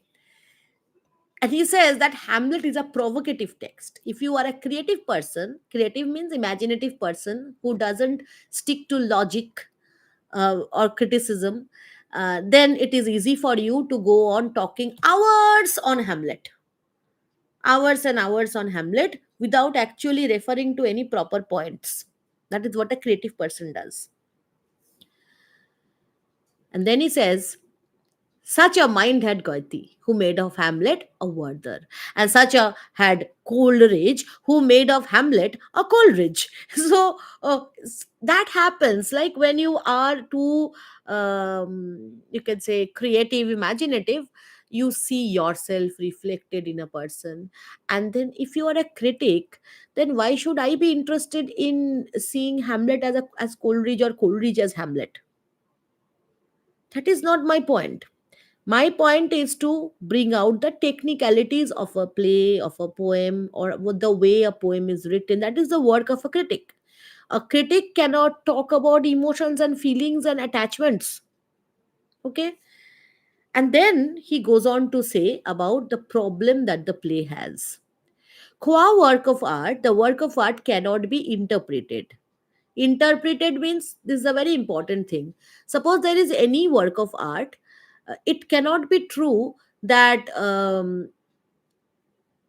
I will give one meaning, another person will give another meaning. Yes, that can be true, but a real work of art is not about interpretation. Interpretation means uh, it is it is something which is a very objective thing. It is not a subjective thing. It will not depend on the reader even how you look at it. Its value is because of certain standards about which we should be bothered. What is the rhyming scheme, or what is the tradition of the poem, what is the major image used in the poem? These are very universal things. This doesn't matter who is reading the poem. It is also true, because then if I am explaining a poem to you, it should be only my point of view. You should not agree with it because it is not your point of view. But that is not true. Often I have heard that when I explain a poem, you understand it. That means there is something which is there in the poem which doesn't, like, it doesn't matter whether I look at it or you look at it. It is universal, independent of the, not just the author, but also the reader. Okay. And then he's saying there is nothing to interpret. We can only criticize it according to standards in comparison to other works of art. That it is less romantic, it is more realistic, that is more romantic, this is less subjective. We can compare it to other works. Interpretation, the chief task is the presentation of historical fact which the reader is not assumed to know. I don't know what Charles Dickens was doing when he was writing David Copperfield. So does it mean I won't understand David Copperfield? Of course I will. And then he says Hamlet is a stratification. Hamlet is a different scenario because Hamlet was not written out of vacuum. Hamlet was based um on the revenge tragedy by Kyd. Okay, Urs Hamlet. So that is the Thomas Kyd's tragedy, where again there was a revision of Kyd's play, which came to the hands of Shakespeare, and then he wrote Hamlet. So there were multiple sources which led to Hamlet. Okay, fine. And then he talks about the older play by Kyd, where in the earlier play, Kyd's play, it was just a revenge tragedy. There were not so many complications. Okay. And there, the madness was to escape suspicion. But in Hamlet, what we see, Claudius gets suspicious of Hamlet because of his madness. So instead of stopping suspicion, it is arousing it. That means what? Everything is a bit reversed in Hamlet. Okay. And again, um, in Kyd's play, why was the hero not taking revenge? Why was it delayed? Because it was a problem, technical problem, to attempt assassination of a king. That was the reason of delay. In Hamlet by Shakespeare, we see that the reason of delay is not lack of occasion. There was actually an occasion presented to Hamlet. Claudius was praying and Hamlet was there. He could easily kill Claudius at that moment. But he said, if I kill him now, he is praying, so his soul will go straight to heaven. My father was killed when he was having fun. And so when a person has fun, it is sinful. So his soul must have gone to hell. So ultimately, I'm going to actually do a good thing to Claudius, where he that did a bad thing to my father, who didn't have a chance to repent, and now I can't kill him. That was Hamlet's situation. It was not something that Thomas Kyd did. So that means what? Shakespeare is doing something different with Hamlet, right? Fine. Now let's see what he says. He says that Shakespeare's Hamlet, so far as it is Shakespeare's, is a play dealing with the effect of a mother's guilt upon her son. It's more about Gertrude and Hamlet, and there are these elaborate scenes where Hamlet goes and he actually kills a man, Polonius, simply because he thought that he was Claudius hiding in her chambers. And he was aggressive, so aggressive when he was confronting his mother. A lot of things are happening. There are elements in Hamlet which are not there in Kids' Play. And then he says that so far from being Shakespeare's masterpiece, the play is most certainly an artistic failure. And he says, why? Number one, superfluous, inconsistent scenes. There are scenes which don't match the intensity. Like when you see it, when I was young, I read Hamlet. I thought, why is Hamlet being so rude to Ophelia? I mean, what has she done? So there are gaps where you are not given information that should arouse that kind of reaction from Hamlet.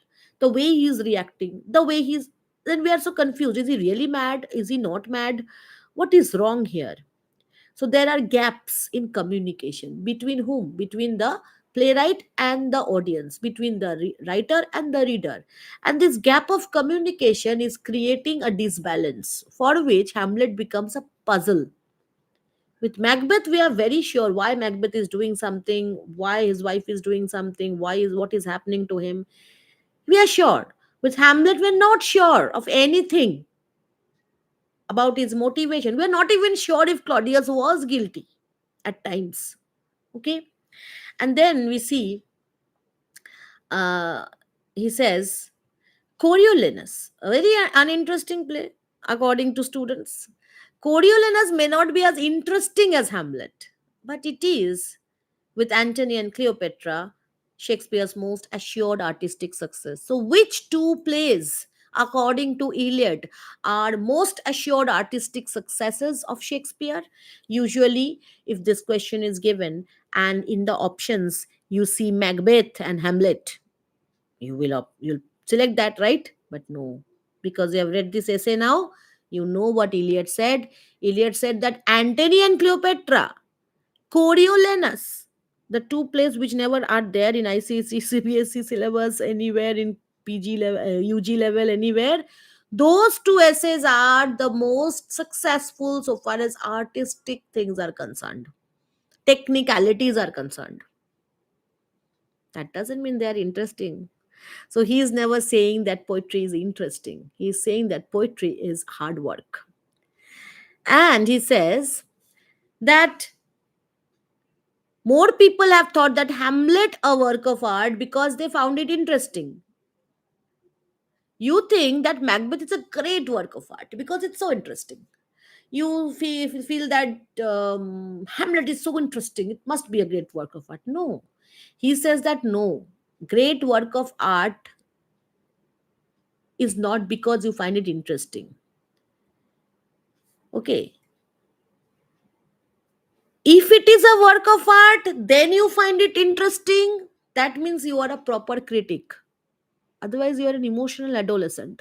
And he feels that if you are an emotional adolescent, you will be moved by Macbeth, you will be moved by Hamlet, but you will never be able to understand the technicalities of it. And then he says it is the Mona Lisa of literature. And by saying this, he is not just saying that, well, Hamlet is an artistic failure. He's also saying Mona Lisa is an artistic failure because we don't love Mona Lisa because it is a work of art. We call Mona Lisa a work of art because we find it interesting. And why do we find it interesting? Because we don't understand it, whether she is smiling or not. What is about these two levels of background behind her? Two lines of what is that called, horizon. Okay, the lines of horizon are not matching behind her. I read it first in Dan Brown and then I looked at Mona Lisa again. So Mona Lisa, how much appreciation is for the real technicality of that picture, how much appreciation is about what is not there in the picture. And he compares Hamlet to Mona Lisa. And this is also something you must remember. To which work of art does he compare Hamlet and Macbeth? No, he doesn't say Macbeth, he says Hamlet specifically. Macbeth is not that horrible according to him, but in he actually says that in Macbeth there are explainable things, but in Hamlet, nothing. And then he says Hamlet, like the sonnets, is full of, sorry, is full of some stuff.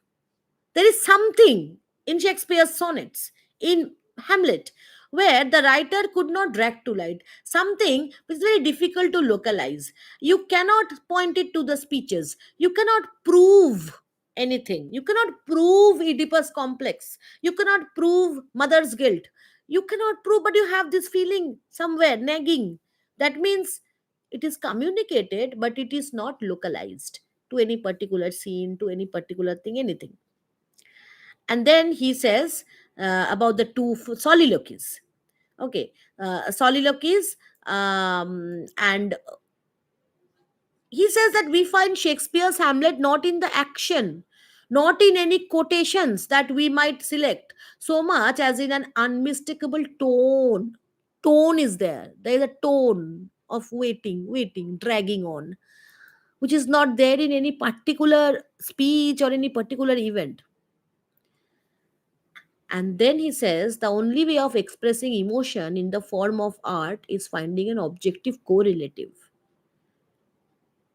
So if you have a proper objective correlative, an image which generates a kind of response in the reader, only then you can be sure that you have expressed emotion in art properly.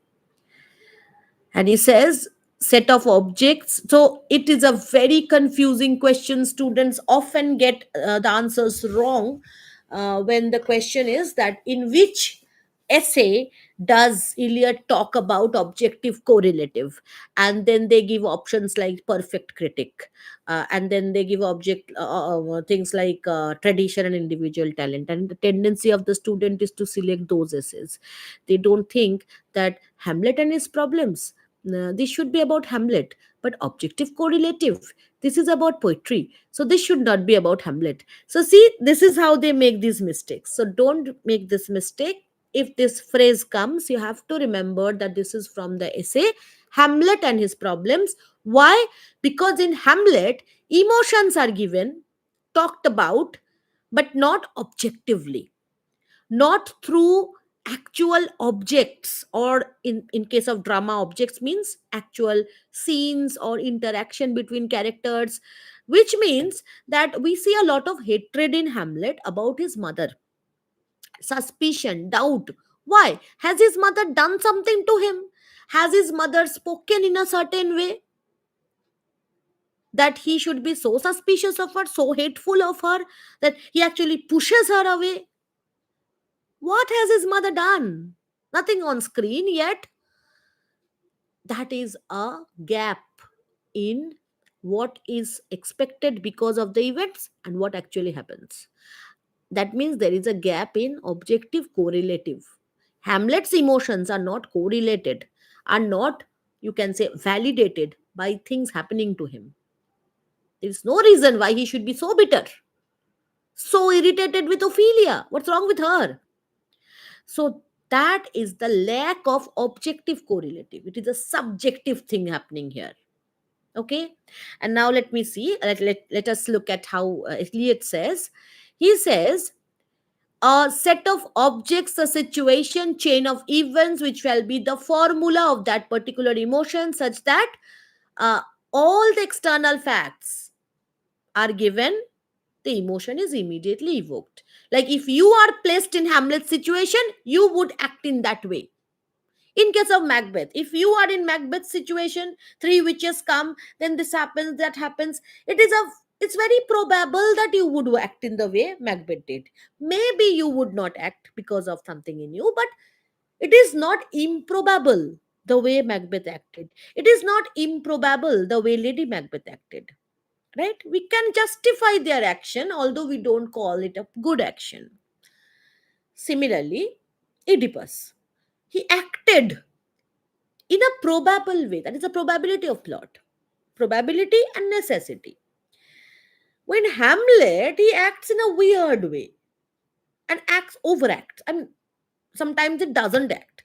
And his not acting is a very active decision. Okay. And then he says that if you examine any of Shakespeare's most successful tragedies, you will find this exact equivalence. Like he actually gives example of Macbeth, and he says that yes, in Macbeth, what do we see? You see the mind of Lady Macbeth walking in her sleep, and then when you read, when you look at that scene, you automatically remember how she felt when she was looking at Duncan's face before before he was murdered, and said that I wish he didn't look like my father. And then the way she said, come under my battlements. And then after he was murdered, the knocking at the gate, you remember everything, and you feel that it is a natural reaction, it is inevitable, it is a probable thing, it can happen to me. If I was Lady Macbeth, I had killed Duncan the way I did. I mean, if I had made my husband kill Duncan, obviously I would wake up at the middle of the night and think about that trauma. It is not something unstated in Macbeth. You already know from the story of Macbeth the reason for Lady Macbeth's madness, right? Now, then the words of Macbeth on hearing his wife's death, tomorrow and tomorrow and tomorrow. Why does he say this? Because we know that by the time there was a time when a sound affected him so much. Whence is that knocking? Who is knocking? And then now, when he hears about the death of his wife, he's unaffected, because that is what happens in real life. You get you get kind of blunt. Nothing affects, and you understand that nothing matters anymore, and it's something probably would have happened to you had you lived the life Macbeth had lived. That is not artistic failure, that is artistic success. Okay. And then he says, the artistic inevitability lies in this complete adequacy of the external to the emotion, that whatever has happened in Macbeth's life is adequate to show the emotion that he is expressing. Okay. But in Hamlet, what is happening? In Hamlet, the man is dominated by an emotion which is inexpressible. He cannot express what is actually feeling, what is actually problem is, because it is in excess of the facts that they appear. Hamlet is up against the difficulty that his disgust is occasioned by his mother. He is feeling uncomfortable in the situation because of his relationship with his mother, but he is not understanding what is the problem here. But that his mother is not an adequate equivalent for it. Gertrude is an insignificant character. She's not given good enough speeches. Like, she's not Lady Macbeth. Okay. And in fact, in Hamlet, uh, you don't have any strong characters other than Hamlet. In Macbeth, you have Lady Macbeth, very strong character, formidable character. And therefore, Macbeth's reaction, they are justified the way he is acting under her spell. We often call her a fourth witch. But in Gertrude, she is this frail girl, woman who gets married to the person who is in power because her husband is dead. Simple, nothing more than that. That cannot ignite so much passion in her son. And this is where the communication gap begins to work, okay, with Eliot. And he says that none of the possible actions can satisfy it, and nothing that Shakespeare can do with the plot can express Hamlet for him. It is just because her character is so negative and insignificant that she arouses in Hamlet the feeling which she is incapable of representing. She is not worth it, in simple terms. She is not at all relevant in Hamlet's life. So why is she being causing so much of a turmoil in his life? That means there is a gap, right? The madness of Hamlet. This is again a very confusing thing. For Shakespeare, it is less than madness, more than feint. Feint means something uh, you do deliberately. Okay, it's acting. Okay, so was Hamlet really mad or was he acting? The way Shakespeare presented it, the way Thomas Kidd presented it, it was purely acting.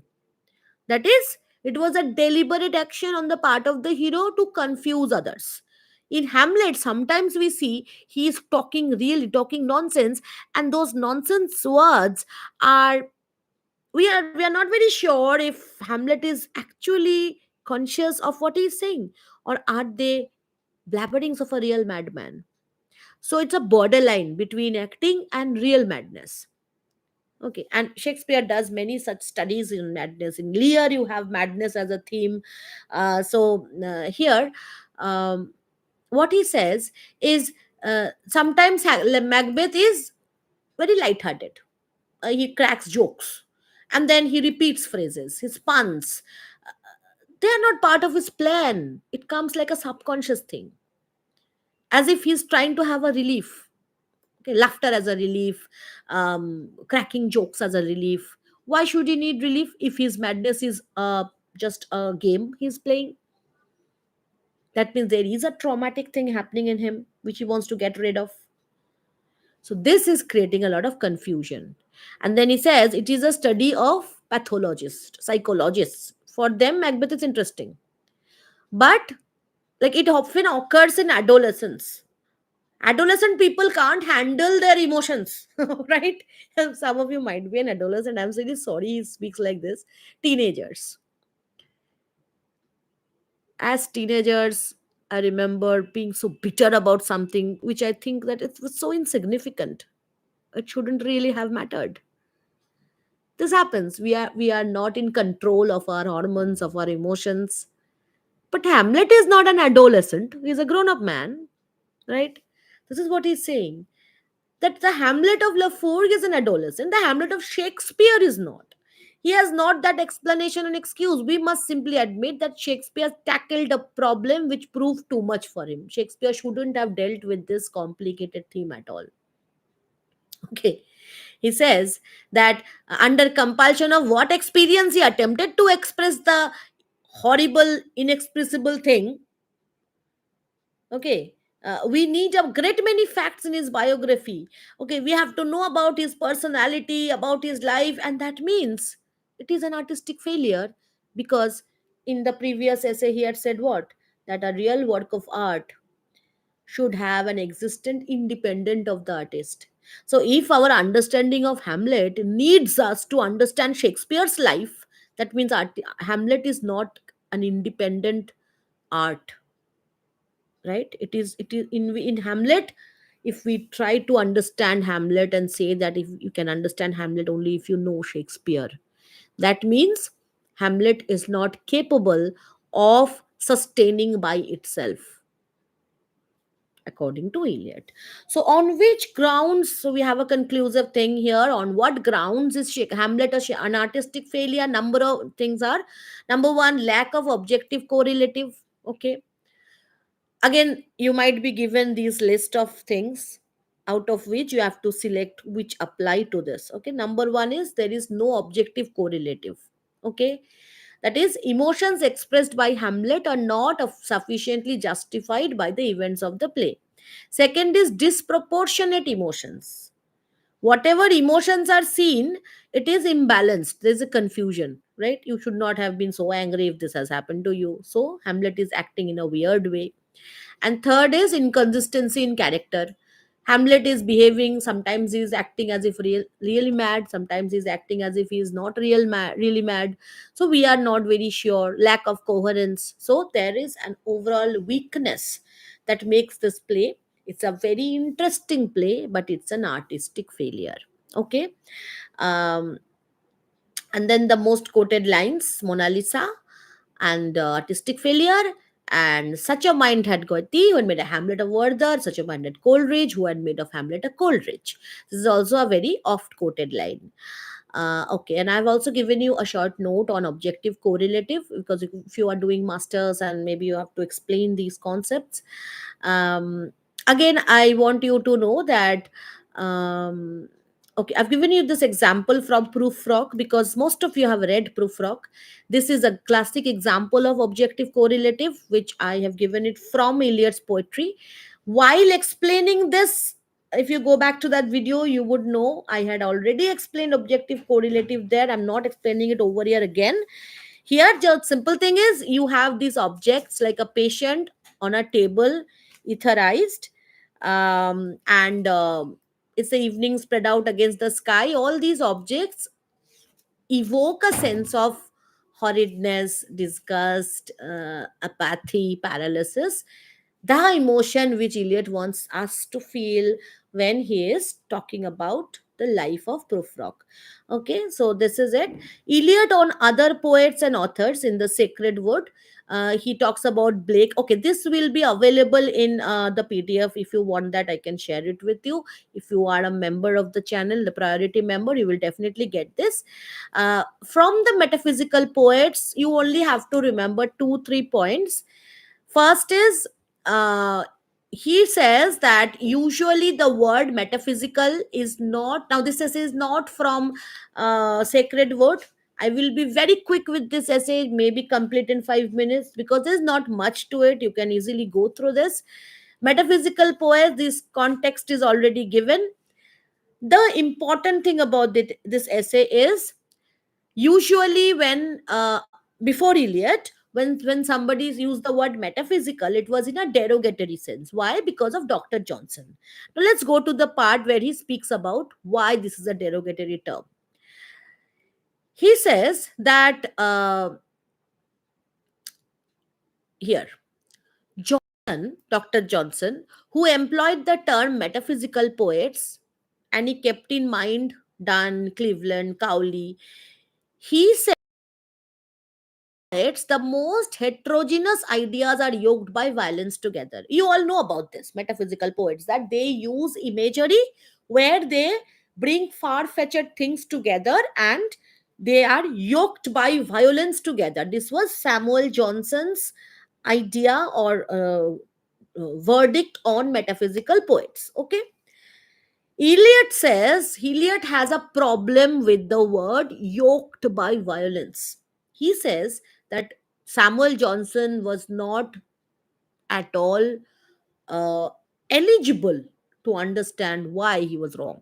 Okay. And what does he say? He says that here, Johnson has hit, perhaps by accident, on one of their peculiarities. And when he observed that, like when Johnson was talking about yoking by violence, he had talked about the way in which metaphysical poets analyzed things. Okay. But Eliot says that he has failed to understand that dissociation, that is using these disparate images, comparing lovers with compass, okay, with flies, and then this very weird thing, there is a poem where he talks about a lock of hair around somebody's hand which has turned into a skeleton. So that horrible image of death and bones with a lock of hair, the disparity. Okay. Johnson was talking about disparity. Eliot says he missed out on a very important thing, that after the dissociation, they put the material together in unity. And this was the quality that they could have, they could show. Why? Because he says a thought was an experience. What is thought? Thought is what you do with your mind. What is it that you feel, right? You have an experience and you think. Experience is a passive thing. You don't do anything in an experience. It happens to you, right? I have an experience. It happens to you, comes to you, and you think actively on it, right? In done, you have a union of both. He is in love. Love is an experience, and he's thinking about it. And when he's thinking about it, he's not thinking as if thinking is a different thing, loving is a different thing. No, he's doing it all together. And he has that capacity because back in those days, people had what Eliot calls a unified sensibility. People of science, people of arts, people of commerce, people of studying the law, people practicing um, uh, any kind of, say, activity like horse riding, they could do it all together. The age was not one of specialization. Galileo, what was he? Was he an artist? Was he a scientist? What was he? He was all and everything, right?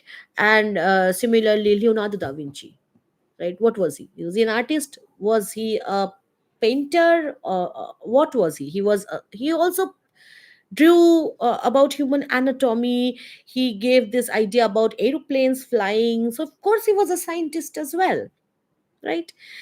Therefore, the sensibility was a unified one where they could grasp many things together, many kinds of experiences together. And this is what Eliot is saying here, that when a poet's mind is perfectly equipped for his work, it is constantly amalgamating. In the first essay, remember what he was saying? It's a receptacle. You have all these feelings, emotions, recognitions, recollections, and then you amalgamate together. You are the platinum shred on which the reaction is taking place. He is saying the same thing. The ordinary man's experience is chaotic, irregular, fragmentary. But normal people don't understand the connection, but a poet does, and he can connect flies to lovers. Okay, that here, the most important line of the essay, and this is the gist of the essay actually. The poets of the 17th century, that is during the metaphysical period, possessed a mechanism of sensibility which could devour any kind of experience. It doesn't matter. In the 17th century, during the time of Johnson, just before that, time of Dryden, during the time of Milton, what happened? Dissociation of sensibility set in, from which we have never recovered. And this was done by Milton and Dryden, because in both Milton and Dryden, we can see a scholar speaking. And when Milton speaks, he is all technical and zero emotion, right? And that is what is creating the gap again, the dissociation. Sensibilities are specialized. Now Milton is a specialized genius. All right. While language became more refined, the feeling became more crude. And then he goes on to Gray, Tennyson, Browning, and says that in these people, emotions are crude, rustic, less refined than in coy mistress. In coy mistress, is more refined because it is more objective, more scientific, scientifically explained. Okay, so in a way, he says that it has objective correlative, although he doesn't use the term in this essay. Okay, and he says the thing is what Keats and Shelley died and Tennyson and Browning ruminated, so they didn't do anything new. They were just doing what the predecessors were doing. So that is not tradition. Tradition is again the thing from his first essay, is that you have to evolve and participate. And then he is saying that a poet has to be intelligent. The more intelligent he is, the more number of interests he'll have. See why now, it's a very natural thing. When we were reading the first essay and we read about catalyst and platinum, right, it made that essay interesting. Similarly, if we have references to a different kind of world in a poet's essay, in a poet's poem, then that poem will become more interesting according to Eliot. Okay, because that will expand the horizon. So the more number of interests you have, the better for you as a poet. Okay, and then um he says that sometimes people say that Milton and Dryden, they are artificial. We should look into our heart and write. But he's saying that looking into our heart is not enough. Artificial is bad, and equally bad is just writing about your heart and emotions. No, you should write with your brain. One must look into the cerebral cortex. See the way he's using this expression. This is a person who is very scientifically tuned to the world of science, right? He uses the word cerebral cortex, the nervous system, digestive tract. You should be aware of your experiences in life. Only then you can make your poetry become genuine. Okay, and then he says that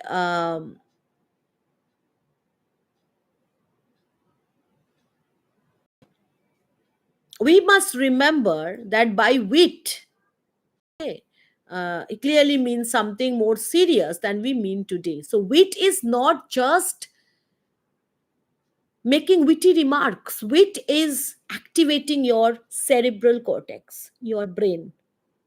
Okay, and when you activate that, you will see, when I teach you something, when do you feel more engaged? When I relate to your life experiences, things that you have heard, right? That means those are the things which the poet and the writer did not know about, but I am relating to them. For example, today I talked about partition.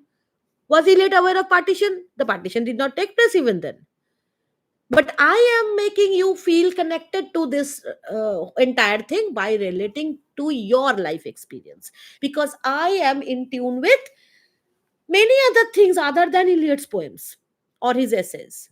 This is what he's saying, that wit is like you'll be able to be open to all kinds of experiences. And here I've given you a list of again of quoted lines and the idea of dissociation of sensibility. So, two most important ideas of Eliot, one is dissociation of sensibility, and number two is, and dissociation of sensibility is breaking down of sensibility that happened after metaphysical poets. And don't get it confused, dissociation of sensibility was not because of Samuel Johnson, it was because of Milton and Dryden, because of which, since Samuel Johnson was after Milton and Dryden, he was already a part of that tradition of dissociated sensibility, so he could not understand the beauty of metaphysical poetry, which Eliot did because he revived that idea. Okay, this is what he actually does in the wasteland. And actually, the poets, especially Marvel, especially Donne, they became popular not before the time of Eliot. Not before the modern period. They were more popular in the modern period than they were when they were written. Okay. So, and that is why, sexuality and divinity all together in done. How can that happen? This is blasphemous to Milton. This is blasphemous to Samuel Johnson, because their sensibilities are not united. It's like pre-fallen, post-fallen. In the pre-fallen state, Adam and Eve, sexuality, divinity all went together. It's just like that. Dissociation of sensibilities, like the fall of man, which happened with the Enlightenment. And that is the irony of it. The tree of knowledge, knowledge equal to enlightenment. So we say the age of Milton was the age in which knowledge was specialized. And the idea that sex is something, God is something, body is something, spirit is something, and everything is separate in watertight compartments. Ooh, I should not talk of this if I'm talking of that.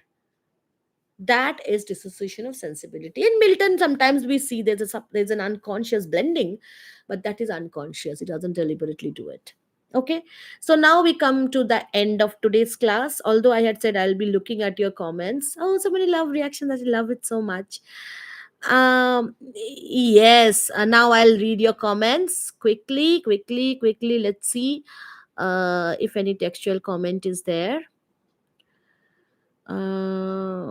Okay. Come up with some question, please. Yes. S. Sabui, there is nothing either good or bad, but thinking makes it so. Very good. This is Hamlet's point of view, according to Shakespeare, who was struggling to actually. He is saying that perception is everything. How you look at something is justifying the way you look at it. But Eliot is saying that no, thinking doesn't make it so. It should actually be occasioned by real circumstances. Okay. And okay, I'll just stop the screen sharing. Okay, this is better. um Grace Raju, by looking at the debate on emotions and feelings in individual and tradition with objective correlative, is Eliot arguing that metaphysical poets are part of tradition but not seen in other poets? Yes, I will. Acha, concept of Mona Lisa, Shams Nuren. Shams Nuren, I know your name because you are a frequent commentator. Okay, I'll first answer Grace Raju. Um, you see what he's saying, that if you look at metaphysical poets, they are of course a part of tradition. They are affecting. Why? Because they did not affect the generation immediately after them. Okay, tradition is not just one or two generation after that. Who belong to the generation of like 2 3 generations after metaphysicals? You have the romantics, you have the Victorians. They were not like metaphysicals, no. But what about the moderns? What about the revival in the moderns? So, because metaphysicals were seen in other poets, not exactly immediately after them, 400 years later, right? So, in a way, that is what he's saying, that my tradition is not Tennyson. My tradition is not just Shelley. My tradition is also done Marvel. My tradition is also the metaphysical poets, and I can understand them better because I know about the unified sensibility that they had.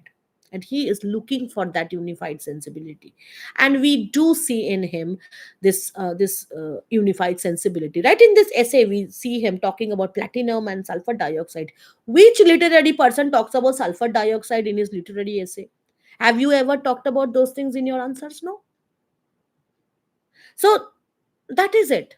That is how he is blending. Shams Nuren, you want me to explain to you the concept of Mona Lisa? Mona Lisa is not something that can be explained. I cannot explain to you what Mona Lisa is.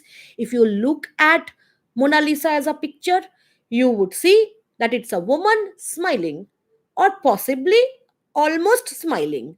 But what you don't understand is why people find it so good. What is special about it? I find the Scream a better painting. I find something else a better painting. You might think in that way. You might say that Last Supper is interesting because you have so many characters there actually depicting something happening. So why Mona Lisa? So Mona Lisa is enigma. You don't understand why there is so much hullabaloo about Mona Lisa by looking at Mona Lisa. You keep on wondering, and you stay at it, you stare at that picture longer than you stare at something else. It takes more screen time. Okay. Anything has more engagement is more interesting. That is the rule of YouTube, that is the rule of Facebook, and that is the rule of art. The maximum engagement you can ensure is by creating this enigma that you can't understand it. And that is exactly what Hamlet is. If you see the number of critical books written on Hamlet, psychoanalytic criticism, feminist criticism, psychoanalytic feminism talking about Hamlet, um, structuralism, post structuralism, deconstruction, post colonialism, any ism on earth, they're talking about Hamlet. And they are talking in different ways. There is no parallelism, there is nothing similar in their approaches. And the entire thing looks very odd because in Hamlet, so much of complexity is not shown through the characters themselves, but it is generating so many critical approaches in the same way that Mona Lisa generates so much interest, although nobody, trust not me at least, can understand why it is so important. Okay, it's like something trending that keeps on bugging your timelines. It can be a song from, okay, let me talk about something that really bugs my timelines. It is a song from Ashoka. Oh god, people doing makeup all the time with some changes and all things. What's about the song what people like? And then there is this recurrent trending songs. Sometimes they're not even good to listen to, but people do that, right? So what is interesting is that what engages people may not always be artistic brilliance, but maybe something where you don't understand why you like it, or should you like it even. Okay, so that vagueness. um okay, Shams Nurin, I'm sorry, I saw your comment later.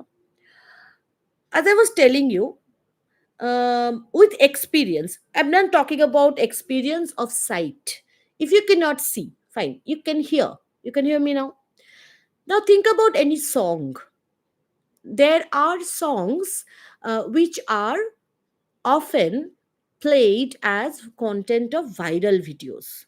Okay, and then you see people are using that clip of a song which is not good.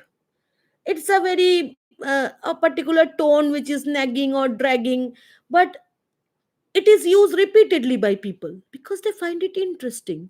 So interesting and artistic brilliance are two different things. How many of you have seen or heard Beethoven's sonata being part of a viral video? No. But things like horrible music sometimes, I can't even remember. I don't They are not even English songs or Hindi songs or songs from any language that I know. Sometimes they are just rabblings, and they become popular, interesting. So interesting doesn't mean artistic brilliance. Artistic brilliance is Beethoven's sonata. Interesting is song in a viral video. They may be same, they may be different. I hope now you understand me, Shams Nurin. So Mona Lisa is like a viral thing. It went viral, and then people continued to look at it, trying to understand why it went viral. Okay, it's just a picture, trust me, which I don't understand anything about picture. I'm as blind as you are so far as pictures are concerned, because I don't believe my ability to see things makes any difference here. It's just a woman standing, half smiling, half not smiling. A curious kind of an expression, that is Mona Lisa. And at the same time, um, it's nice painting, but it's not that colorful also. It's vague, it's grungy, it has a roughness about the texture. There is something we can't explain, and that is Mona Lisa. Okay, so I I think I can at least explain to you the inexplicability of Mona Lisa. Okay, now Mansi, thank you. Everybody, thank you. Okay, now let me read a couple of other comments. Eliot's approach to the Zurg. Zurg has another good comment for this. Um, is Eliot's approach Eurocentric? Of course it is. Because, well, you are asking this because you are post colonial. Okay, so this is it, that he is Eurocentric, means he is putting Europe at the center. He is saying, but then he is not saying that that is our tradition also. He's not saying that, hey Indians, Homer is your tradition. He is saying, when a writer, that is, he's assuming that he's talking about an English writer or an American writer who is writing in English, who is writing in a European setup, then he's affected by Homer, and then you are also affected by Homer, aren't you? If you have read Homer, you can't stop being affected by it. Okay, so yes, he is Eurocentric because he is centered in Europe, but he was not saying that you he's talking about tradition, giving examples. If you belong to Africa, you have your tradition. You are in India, you have your tradition. You have, if you are in Bhutan, you have your tradition. And that tradition is not something that is non changing, it will evolve. That is when you call it a real tradition. Okay, all right. Uh,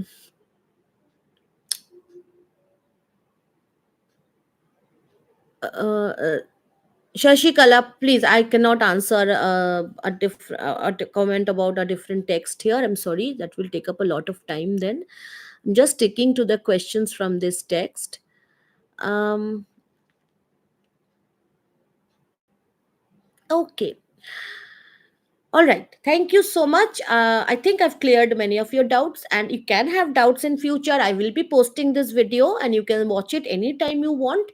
And if you have joined our channel, I want to still thank you again. If you have sent any super thanks, really thank you for that. And I just don't want to force it on you that you have to pay something to experience classes with me. But any kind of thanks that you show, I really love that.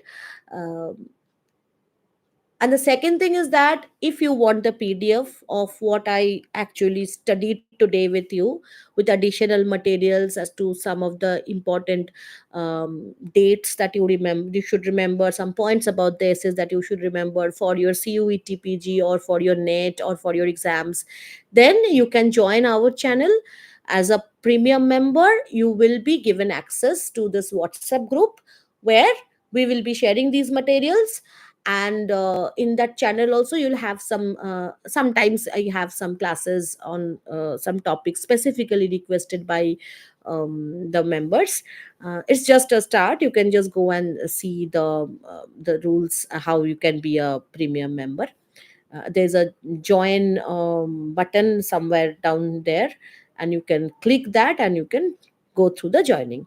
Okay, so, thank you everyone. It was lovely speaking to you. And I hope to catch you all very soon in some stream. I cannot promise any date yet, but I will announce it.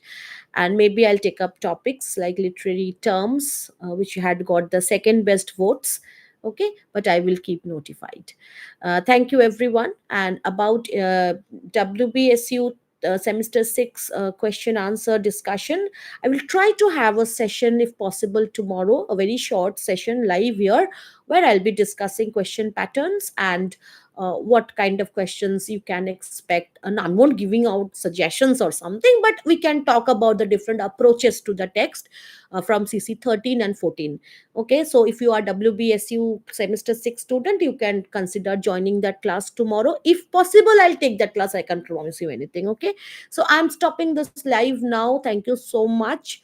Do give me feedback in comments about how you like this, what other changes you want, and how I can help you in future topics. Okay, thank you so much. Bye bye. Good night.